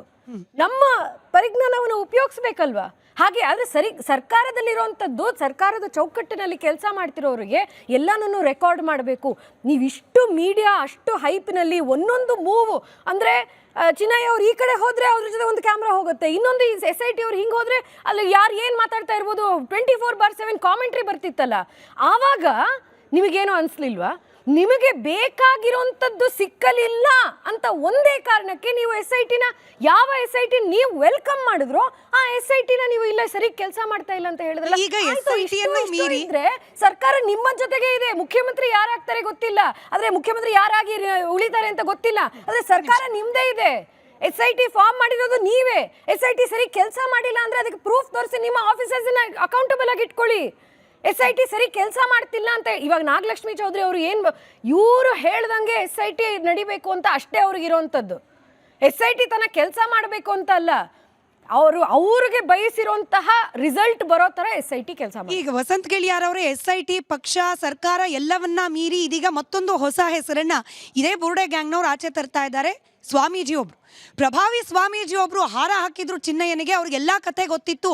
ಈಗ ಸ್ವಾಮೀಜಿಯನ್ನು ಕೂಡ ತನಿಖೆಗೆ ಒಳಪಡಿಸ್ಬೇಕು ಅಂತ ಹೇಳಿ. ಮೇಡಮ್, ಈಗ ಒಬ್ಬ ಮಠಾಧಿಪತಿಗಳು, ಒಬ್ಬರು ಸ್ವಾಮೀಜಿಗಳು ಅಂತ ಹೇಳಿದರೆ ಸಾವಿರಾರು ಜನ ದಿನಕ್ಕೆ ಅವರು ಸಂದರ್ಶನಕ್ಕೆ ಬರ್ತಾರೆ. ಅವ್ರು ಯಾರೋ ನಾನು ಹಿರಿಯ SI ಆಗಿದ್ದೆ ನಾನು ಹಿಂದೆ ಅಂತೇಳಿ ಹೋದಾಗ ಅವ್ರಿಗೆ ಶಾಲೆ ಹಾಕಿರ್ಬೋದೇನೋ ಮಾಡಿರ್ಬೋದು. ಅವ್ರ ಜೊತೆ ನಿಂತ್ಕೊಂಡು ಫೋಟೋ ತೆಗೆಸ್ಕೊಂಡು, ಇವರು ಸ್ವಾಮೀಜಿಗಳ ಜೊತೆ ಇವರೇ ಫೋಟೋ ತೆಗೆಸ್ಕೊಂಡಿರ್ಬೋದು. ಇವ್ರಿಗೆ ಎಂಥ ದುರುದ್ದೇಶ ಇತ್ತು ನೋಡಿ. ಇದೊಂದು ಬ್ಲ್ಯಾಕ್ ಮೇಲ್ ತಂತ್ರ ಇದು. ಅವ್ರು ಇವತ್ತಿನ ತನಕ ಆ ಸ್ವಾಮೀಜಿ ಅವ್ರನ್ನ ಭೇಟಿ ಮಾಡಿರೋದು ಇನ್ನೊಂದು ಎಲ್ಲೂ ಕೂಡ ಬಯಲು ಮಾಡಿರಲಿಲ್ಲ. ಮೊನ್ನೆ ಬಿಟ್ಟರು. ಅಂದರೆ ಷಡ್ಯಂತ್ರ ಮಾಡಬೇಕು, ಒಂದು ಟಾರ್ಗೆಟ್ ಮಾಡಬೇಕು, ಒಂದು ಹಿಂದೂ ಶ್ರದ್ಧಾ ಕೇಂದ್ರದ ವಿರುದ್ಧ ಅದನ್ನು ಅಲ್ಲಿ ಸಂಘರ್ಷಗಳನ್ನು ಸೃಷ್ಟಿ ಮಾಡಬೇಕು ಅನ್ನೋ ದುರುದ್ದೇಶ ಇದು. ಇದರಲ್ಲಿ ಯಾವುದೇ ಕಾರಣಕ್ಕೂ ಯಾವುದೇ ಸ್ವಾಮೀಜಿ ನಾಳೆ ಧರ್ಮಸ್ಥಳ ಧರ್ಮಾಧಿಕಾರಿಗಳ ಜೊತೆಗೆ ಇನ್ಯಾರೋ ಹೋಗಿ ಚಿನ್ನಯ್ಯನ ಮಗ ಹೋಗಿ ನಿಂತ್ಕೊಂಡ್ರು ಒಂದು ಫೋಟೋ ತಗೊಂಡು ಬರ್ತಾರೆ, ನೋಡಿ ಇವ್ರಿಗೆ ಮೊದಲೇ ಲಿಂಕ್ ಇತ್ತು ಅಂತೇಳಿ ಹೇಳೋದ? ಅದು ಒಬ್ಬರು ಸಾರ್ವಜನಿಕ ವ್ಯಕ್ತಿ. ಇಲ್ಲಿ ಯಾರು ಡಿಬೇಟಿಗೆ ಬಂದವರು ಸ್ಮಿತಾ ರಂಗನಾಥ್ ಜೊತೆ ಒಂದು ಫೋಟೋ ತಗೊಂಡು ಹೋದ ತಕ್ಷಣ ಇನ್ನೇನೋ ನಾಳೆ ಪ್ರಭಾಕಂಡ ಮಾಡೋಕ್ಕಾಗತ್ತೆ ಅದನ್ನು? ಅದೆಲ್ಲವೂ ಕೂಡ ಪೂರ್ವ ನಿಯೋಜಿತ. ಇದು ಹಿಂಗೆ ಎಲ್ಲ ಪ್ಲ್ಯಾನ್. ಇದು 25 ಫಿಲ್ಮ್ ರೆಡಿ ಮಾಡಿಟ್ಟಿದ್ರು ಅವರು, 25 ವಿಡಿಯೋ ಮಾಡಿದ್ರು. ಯಾವ ರೀತಿ ತೀರ್ಪು ಬಂದರೆ ಯಾವ ರೀತಿ ವಿಡಿಯೋನ ಬಿಡಬೇಕು, ಅದು ಯಾವುದೋ ಟಾಕ್ ಅಂತಿತ್ತು. ಅವನು ಮೊದಲೇ ಬಿಡ್ತಾ ಇದ್ದ ವಿಡಿಯೋ. ಈಗ ಟಾಕ್ ಇಲ್ಲ, ಯಾವುದೂ ಇಲ್ಲ. ಇವರು ಶೋಕಿ ಎಲ್ಲ ನಿಂತೋಗ್ಬಿಟ್ಟಿದೆ. ಅಂದರೆ ಎಷ್ಟು ಚೆನ್ನಾಗಿ ಪ್ಲ್ಯಾನ್ ಮಾಡಿದರೆ. ಬುರ್ಡೆನ್ ತಗೊಂಡೋಗಿ ಸುಪ್ರೀಂ ಕೋರ್ಟಲ್ಲಿ ಹೋಗಿ ಅಲ್ಲಿಂದ ರಿಜೆಕ್ಟ್ ಆಗಿ ಅದನ್ನು ಈ ಕೆಳಹಂತದ ಕೋರ್ಟಿಗೆ ಮರೆಮಾಚಿಸಿ ಇವರು ಮತ್ತೆ ಅರ್ಜಿ ಹಾಕೋದು. ಇಲ್ಲಿನ ಏನು ವಕೀಲರಿದ್ದಾರೆ, ಸುಪ್ರೀಂ ಕೋರ್ಟ್ನ ವಕೀಲರು, ಕೇರಳ ಸರ್ಕಾರದ ಪೊಲೀಸರು ತನಿಖೆಯನ್ನು ಮಾಡಬೇಕು ಅಂದರೆ ಒಂದು ಬ್ರ್ಯಾಂಡ್ನ ಕನೆಕ್ಷನ್ ಇದು. ಕೇರಳ ಏನು ನಮ್ಮ ಕರ್ನಾಟಕದಲ್ಲಿ ಪೊಲೀಸರು ಇರಲಿಲ್ವಾ? ಆಯಿತು. ಆಮೇಲೆ ಒಂದು SIT ಮಾಡಬೇಕು ಅಂತೇಳಿ ಇವ್ರದ್ದೇ ಕೂಗು. SIT ಬರೀ SIT ಮಾಡಿ ಅಂತ ಹೇಳಿಲ್ಲ ಇವರು, ಇವರನ್ನೇ ಅಧಿಕಾರಿಯಾಗಿ ಮಾಡಿ, ಇಂಥದ್ದೇ ಅಧಿಕಾರಿಗಳಿರಬೇಕು. ಮಾಡಿದ ತಕ್ಷಣ ವಿಜಯದ ಹೆಬ್ಬಾಗಿಲಲ್ಲಿ ನಾವಿದ್ದೇವೆ, ಹಾರ ರೆಡಿ ಮಾಡ್ಲಿಕ್ಕೆ ಕೊಟ್ಟಿದ್ದೇವೆ, ಸಂಭ್ರಮಿಸೋಣ ಬನ್ನಿ, ತಮಟೆ ಹಿಡ್ಕೊಂಡು ಬನ್ನಿ ಅಂತೇಳಿ ಯೂಟ್ಯೂಬಲ್ಲಿ ಲೈವ್ ಮಾಡಿದ್ರು. ಈಗ ಅವರೇ ವಾಪಸ್ ಹೇಳ್ತಾ ಇದ್ದಾರೆ ಇವರು SIT ಅವರೆಲ್ಲ ಒಂದೇ ಕಡೆಯವರು ಅಂತೇಳಿ. ಇವ್ರಿಗೆ ನಾಳೆ ಸೌಜನ್ಯಳೆ ಬಂದು ಹೇಳಿದರು ಈ ಬುರ್ಡೆ ಗ್ಯಾಂಗ್ ಒಪ್ಪೋದಿಲ್ಲ, ಇದು 1008 ಸಾರಿ ಹೇಳಿದ್ದೀನಿ ನಾನು ಇಲ್ಲೇ ನಿಂತುಕೊಂಡು. ಕಡೆದಾಗಿ ನ್ಯಾಯ ಯಾರಿಗೆ ಬೇಕೋ ಯಾರಿಗೆ ಬೇಡವೋ ಗೊತ್ತಿಲ್ಲ ವಸಂತ್ ಗಿಳಿಯಾರವರೇ, ನಾವಂತೂ ಬೀದಿಲಿ ನಿಂತ್ಕೊಂಡ್ಬಿಟ್ಟು ನ್ಯಾಯ ಕೊಡಿಸಿ ಅಂತೇಳಿ ಒಂದು ಪ್ರೊಪಗ್ಯಾಂಡಾ ಮಾಡುವ ಮನಸ್ಥಿತಿಯಲ್ಲಿ ಇಲ್ಲ. ನಮಗೆ ಬೇಕಾಗಿರೋದು ನಿಜವಾಗ್ಲೂ ನ್ಯಾಯ. ಸೌಜನ್ಯ ನ್ಯಾಯ ನಿಜವಾಗ್ಲೂ 100 ಹೆಣ್ಣುಮಕ್ಕಳಿಗೆ ಅನ್ಯಾಯ ಆಗಿದ್ದಾದರೆ ನೊಂದ ಕುಟುಂಬಗಳಿಗೆ ನ್ಯಾಯ ಇದು ಸಿಗಬೇಕು ಅಂದರೆ ಏನಾಗಬೇಕು ಅಂತೇಳಿ ಬೀದಿ ಹೋರಾಟ, ಅದರಿಂದ ಫಲ ಸಿಗ್ತಾ ಇಲ್ಲ. SIT ಇವ್ರಿಗೆ ವಿಶ್ವಾಸ ಉಳಿದಿಲ್ಲ. ಹಾಗಾದ್ರೆ ಇರೋ ಆಪ್ಷನ್ ಏನು ಅಂತ? ಮೇಡಮ್, ಈಗ ಮೊನ್ನೆ ಅಷ್ಟೇ ಒಂದು ಸಂತೋಷ್ ರಾವ್ ಹೆಸರಲ್ಲಿ ಸುಪ್ರೀಂ ಕೋರ್ಟ್ಗೆ ಒಂದು ಅರ್ಜಿ ಹಾಕಿದರು. ಸುಪ್ರೀಂ ಕೋರ್ಟ್ನ ಅಡ್ವೊಕೇಟ್ ಅರ್ಜಿ ಹಾಕ್ಬೇಕು ತಾನೆ, ಅದರಲ್ಲಿ FIR ಕಾಪಿಯನ್ನೇ ಹಾಕಲಿಲ್ಲ ಅವರು. ಒಬ್ಬ ಸುಪ್ರೀಂ ಕೋರ್ಟ್ನ ಲಾಯರ್ಗೆ ಹೆಂಗೆ ಸುಪ್ರೀಂ ಕೋರ್ಟಿಗೆ ಅರ್ಜಿ ಹಾಕ್ಬೇಕಂತ ಗೊತ್ತಿಲ್ವಾ? ಯಾಕಂದರೆ ದಿಕ್ಕು ತಪ್ಪಿಸೋದು, ಹೊಸ ಒಂದು ಸ್ಟೋರಿ ಕ್ರಿಯೇಟ್ ಮಾಡೋದು ಇವ್ರ ಉದ್ದೇಶ. ಇಲ್ಲಿ ಸೌಜನ್ಯಳ ಪ್ರಶ್ನೆಯೇ ಇಲ್ಲ ಮೇಡಮ್. ಇಲ್ಲಿ ಸೌಜನ್ಯ 100ಕ್ಕೆ 100 ನೆಪ ಮಾತ್ರ ಇವರಿಗೆ. ಸೌಜನ್ಯ ಬೆಂಗಳೂರಿನಲ್ಲಿ ಈ ರೀತಿಯ ಒಂದು ಅಹಿತಕರ ಘಟನೆಗೀಡಾಗಿ ಸಾವಿಗೀಡಾಗಿದ್ದರೆ ಇವರು ಸೌಜನ್ಯ ವಿಷಯ ಮಾತಾಡ್ತಿರ್ಲಿಲ್ಲ. ಅದೇ ಸೌಜನ್ಯ ಎನ್ನುವ ಹೆಣ್ಣು ಮಗಳ ಪಕ್ಕದ ಊರಿನಲ್ಲಿ ವಂಶಿ, ಸುಚೇತಾ, ನಂದಿತಾ, ರತ್ನಾ ಕೊಟ್ಟಾರಿ, ಅಕ್ಷತಾ ಎಲ್ಲ ಹತ್ಯೆಗೀಡಾಗಿದ್ದಾರೆ, ಸಾವಿಗೀಡಾಗಿದ್ದಾರೆ. ಇವರು ಇವತ್ತಿನ ತನಕ, ಈ ಕ್ಷಣದ ತನಕ ಆ ಹೆಣ್ಣು ಮಕ್ಕಳ ಸಾವಿನ ವಿಷಯದಲ್ಲಿ ತುಟಿಕ್ ಅಂದಿಲ್ಲ. ಅಂದರೆ ಸೌಜನ್ಯ ಇವರಿಗೆ ನೆಪ ಮಾತ್ರ ಅನ್ನೋ ಕಾರಣಕ್ಕೆ ನಿರಂತರವಾಗಿ ಚರ್ಚೆಗಳಾಗಿವೆ. ಇದಾಯ್ತಲ್ಲ, ಯಾವ ಯುಗ ಇದು? ಕಲಿಯುಗನ? ಇನ್ನು ಪುನಃ ಬೇರೆ ಯುಗ ಬಂದು ಅವಾಗಲೂ ಇವರು ಸೌಜನ್ಯಂಗೆ ನ್ಯಾಯ ಅಂತಾನೆ ಹೇಳ್ತಾರೆ ಇವ್ರು ಬದುಕಿದ್ರೆ. ಇಲ್ಲ ಮೇಡಮ್ಗೆ ಒಂದು ಅನುಮಾನ, ವೀರೇಂದ್ರ ಹೆಗಡೆ ಅವರ ಕುಟುಂಬದವರ ಇನ್ವಾಲ್ವ್ಮೆಂಟ್ ಇಲ್ಲ ಅಂದಿದ್ದರೆ ಅಂತ ನೀವು ಹೇಳ್ತಾ ಇದ್ರಿ. ಸೌಜನ್ಯ ಪ್ರಕರಣದಲ್ಲಿ ವೀರೇಂದ್ರ ಹೆಗಡೆ ಅವರ ಕುಟುಂಬಸ್ಥರ ಯಾರ ಹೆಸರು ಇದೆ, ಸೌಜನ್ಯ ಕುಟುಂಬದವ್ರು ಯಾರ ಹೆಸರು ತೆಗೆದಿದ್ದಾರೆ ಅದನ್ನು ಹೇಳಿ ನೀವು. ಮೇಡಮ್, ಅವ್ರ ಹೆಸರುಗಳನ್ನು ನನಗೆ ಗೊತ್ತಿಲ್ಲ. ವೀರೇಂದ್ರ ಹೆಗಡೆ ಅವ್ರ ಕುಟುಂಬ ಅನ್ನೋದು ನಾವು ಕೇಳ್ಪಟ್ಟಿದ್ದೀವಿ ನಿಮ್ಮ ಸ್ಯಾಟಲೈಟ್ಗಳಲ್ಲೇ. ನೀವು ಡಾಕ್ಯುಮೆಂಟ್ ಆಧಾರದ ಮೇಲೆ ಹೇಳಿ ವಸಂತ್ ಗಿಳಿಯಾರವರೇ. ವೀರೇಂದ್ರ ಹೆಗಡೆ ಅವರ ತಮ್ಮನ ಮಗನ ಹೆಸರನ್ನ ಕಂಪ್ಲೇಂಟ್ ನಲ್ಲಿ ಬರ್ದವ್ರು ಯಾರು, ಯಾವಾಗ? ಅದಾದ ನಂತರದಲ್ಲಿ ಬೇರೆ ಯಾರಾದರೂ ವೀರೇಂದ್ರ ಹೆಗಡೆ ಅವರ ಕುಟುಂಬಸ್ಥರು ಸೌಜನ್ಯ ಕೇಸ್ನಲ್ಲಿ ಲೀಗಲಿ ಅವ್ರ ಮೇಲೆ ಕಂಪ್ಲೇಂಟ್ ಹೋಗಿದೆಯಾ? ನೋಡಿ, ಈಗ ಸೌಜನ್ಯಳ ತಂದೆ ಒಂದು ಅರ್ಜಿ ಹಾಕ್ತಾರೆ ಕೋರ್ಟ್ಗೆ. ಅರ್ಜಿಯಲ್ಲೇ ನೀವು ಹೇಳುವವರ ಮಗನ ಅಥವಾ ತಮ್ಮನ ಮಗನ ಹೆಸರಿಲ್ಲ. ಇವ್ರಿಗೆ ಸಾಕ್ಷಿ ಡೈರೆಕ್ಟ್ ಆಗಿ ಹೇಳ್ಬಿಡಿ ಸರ್, ವೀರೇಂದ್ರ ಹೆಗಡೆ ಅವರ ತಮ್ಮನ ಮಗನ ಹೆಸರು ಸೌಜನ್ಯ ಅವರ ತಂದೆ ಕೊಟ್ಟ ಕಂಪ್ಲೇಂಟ್ ನಲ್ಲಿ ಇಲ್ಲ. ಮುಂದುವರಿಸಿ. ಸೌಜನ್ಯ ತಂದೆ ಕೊಟ್ಟ ಕಂಪ್ಲೇಂಟ್ ನಲ್ಲೂ ಇಲ್ಲ, ಅವರ ಅಡ್ವೊಕೇಟ್ ಹೇಳಿದ್ರಲ್ಲೂ ಇಲ್ಲ, ಯಾವ ಅರ್ಜಿಯಲ್ಲೂ ಕೂಡ ವೀರೇಂದ್ರ ಹೆಗಡೆ ಅವರ ತಮ್ಮನ ಮಗನ ಹೆಸರೇ ಇಲ್ಲ, ಅಧಿಕೃತವಾಗಿ ಇಲ್ಲ, ಬರೀ ಯೂಟ್ಯೂಬ್ನಲ್ಲಿದೆ. ಈ ಬಣ ರಾಜಕೀಯ SIT ಮಾಡಿದವರೊಬ್ರು ಅದ್ರ ಎಗೇನ್ಸ್ಟ್ ಮೊದಲೇ ಜುಲೈಯಿಂದಾನೇ ಶುರು ಆಯ್ತಾ ಅಂತ ಸಿದ್ದರಾಮಯ್ಯನವರು SIT ರಚನೆ ಮಾಡೋದ್ರ ಪರವಾಗಿದ್ರು. DK ಶಿವಕುಮಾರ್ ಅವರು ಷಡ್ಯಂತ್ರ ಅಂತ ಹೇಳಿ ಮುಂಚೆನೆ ಜಜ್ಮೆಂಟ್ ಕೊಟ್ಬಿಟ್ಟಿದ್ದಾರೆ. ಇನ್ ಕೇಸ್ ಚೇಂಜ್ ಆದ್ರೆ DK ಶಿವಕುಮಾರ್ ಅವರು CM ಆದ್ರೆ SIT ತನಿಖೆ ಗುಂಡಿ ಆಗದಿದ್ದು ಅದ್ರ ಕತೆ ಏನಾಗುತ್ತೆ? ವೇಸ್ಟ್ ಆಗೋಗುತ್ತೆ. ಕರ್ನಾಟಕದಲ್ಲಿ 2.5 ವರ್ಷಗಳಿಂದ ಬಣ ರಾಜಕೀಯ ಬಿಟ್ಟು ಸರ್ಕಾರ ನಡೆದಿಲ್ಲ. ಯಾವ ವಿಷಯನಾದ್ರೂ ತಗೊಳ್ಳಿ, ಅಂದ್ರೆ ಬರೀ ಬ್ರೇಕ್ಫಾಸ್ಟ್ ಮಾಡೋದಕ್ಕೆ ಒಟ್ಟಿಗೆ ಇರ್ತಾರೆ ಹೊರತು ಸದನದಲ್ಲಿ ಮಾತುಗಳಲ್ಲೂ ಕೂಡ ಜಗಳ ಆಡ್ತಾ ಇರ್ತಾರೆ. ಕರ್ನಾಟಕದಲ್ಲಿ ನಡೆದಿರುವಂಥ ಈ ಒಂದು ಧರ್ಮಸ್ಥಳ ಷಡ್ಯಂತ್ರ, ಒಂದು ಪರಿವಾರದ ವಿರುದ್ಧ, ಒಂದು ದೇವಸ್ಥಾನದ ವಿರುದ್ಧ ನಡೆದಿರುವಂತಹ ಈ ಷಡ್ಯಂತ್ರದ ಬಗ್ಗೆ ನಾವೆಲ್ಲರೂ ತಲೆ ತೆಗೆಸ್ಕೊಳ್ಬೇಕಾಗಿರೋದು. ಆದರೆ ಅದು ಮುಖ್ಯವಾಗಿ ಹೊಣೆ ಇರುವಂಥದ್ದು ಮಾನ್ಯ ಮುಖ್ಯಮಂತ್ರಿ ಸಿದ್ದರಾಮಯ್ಯನವರು ಮತ್ತು ಉಪಮುಖ್ಯಮಂತ್ರಿ DCM ಇಬ್ರು, ಸರ್ಕಾರ ಅಷ್ಟೇ. ಸರಿ, ನಾಗಲಕ್ಷ್ಮಿ ಚೌಧರಿ ಅವರಿಗೆ ನನಗೆ direct challenge madam, direct challenge Nagalakshmi Chowdhary ಅವರಿಗೆ. ನೀವು ಪತ್ರ ಬರೀತೀರಾ, ನಿಮಗೆ ಬೇಕಾದ ಕೇಸುಗಳ ಬಗ್ಗೆ ನೀವು ಪತ್ರ ಬರೀತೀರಾ, ರೀಲ್ಸ್ ಮಾಡ್ತೀರಾ, ಮೀಟಿಂಗ್ಗಳಿಗೆ ಹೋಗ್ತೀರಾ, ಡೈರೆಕ್ಟ್ ಚಾಲೆಂಜ್, ನೀವು ಎಷ್ಟು ದಿವಸ ನೀವು ಅಲ್ಲಿ ಅಧಿಕಾರದಲ್ಲಿ ಇರ್ತೀರೋ ಕರ್ನಾಟಕದಲ್ಲಿ ಕ್ರೈಮ್ ರೇಟ್ ಅಗೇನ್ಸ್ಟ್ ವಿಮೆನ್ ಕಡಿಮೆ ಮಾಡಿಸಿ. ಅಷ್ಟು ನೀವು ಮಾತಾಡ್ತಿರಲ್ಲ, ಅಷ್ಟು ಲೆಟರ್ ಬರೀತಿರಲ್ಲ, ನಿಮ್ಮದೇ ಸರ್ಕಾರ ಇರೋದ್ರಿಂದ ಕ್ರೈಮ್ ರೇಟನ್ನು ಕಡಿಮೆ ಮಾಡಿ ಆಮೇಲೆ ಮಾತಾಡೋಣ. ಸರಿ, ವಸಂತ್ ಗೆಳೆಯರ್ ಅವರೇ, ಕಡೆದಾಗಿ SIT ಅಂತೂ ರಚನೆ ಆಗಿದೆ, ಸರ್ಕಾರ ಕೂಡ SITಗೆ ಫ್ರೀ ಹ್ಯಾಂಡ್ ಕೊಟ್ಟಿದ್ದೀವಿ ಅಂತ ಹೇಳ್ತಿದ್ದಾರೆ. ಈ ಪ್ರಕರಣ ಮತ್ತೊಂದು ಪ್ರಾಪಗ್ಯಾಂಡಾಕೋ ಮತ್ತೊಂದು ಆಂದೋಲನಕ್ಕೋ ದಾರಿ ಮಾಡಿಕೊಡದೆ ಇದಮ್ಮಿತ್ತಮ್ಮ ಅನ್ನೋ ರೀತಿಯಲ್ಲಿ ತೀರ್ಪು ಹೊರಗೆ ಬರಬೇಕು ಅಂದರೆ ಏನಾಗಬೇಕು? ಈಗ SITಯ ವರದಿಯಲ್ಲಿ ಏನು ಇರ್ಬೋದು ಅನ್ನೋದು ಇವ್ರಿಗೆ ಒಂದು ಹಂತಕ್ಕೆ ಅಂದಾಜು ಆಯ್ತಲ್ವಾ, ಅದ್ರ ತಕ್ಷಣ ತಗೊಂಡ್ಬಿಟ್ರು ಕೊಂದವ್ರು ಯಾರು ಅಂತೇಳಿ. ಇವರು ಇದು ಕಂಟಿನ್ಯೂ ಮಾಡ್ತಾ ಇರೋದು. ಇವರಿಗೆ ಇನ್ನೂ ಒಂದೊಂದು ಹೊಸ ಸಬ್ಜೆಕ್ಟ್ ತಗೊಂಡು ಬರ್ತಾ ಇರ್ತಾರೆ. ಆದರೆ ಈ ಕೊಂದವ್ರು ಯಾರು ಎನ್ನುವುದು ಟಾರ್ಗೆಟ್ ಧರ್ಮಸ್ಥಳದ ಇನ್ನೊಂದು ಪಾರ್ಟ್ ಇದು.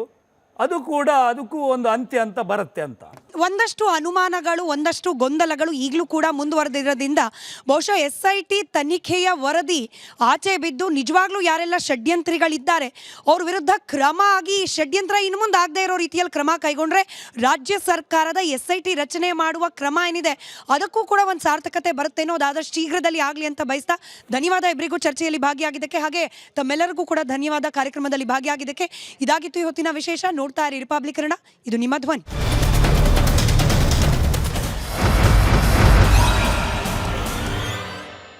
ಚಹಾದ ಸ್ವೀಟ್ ಟೇಸ್ಟ್ MDHT+ ನಿಂದಲೇ ಬರುತ್ತೆ. ಗಂಟು ಕಟ್ಟಿಕೋ. ಲವಂಗ, ಹಸಿರು ಏಲಕ್ಕಿಯಿಂದ ತುಂಬಿದ MDHT+ ಮಸಾಲೆ. MDH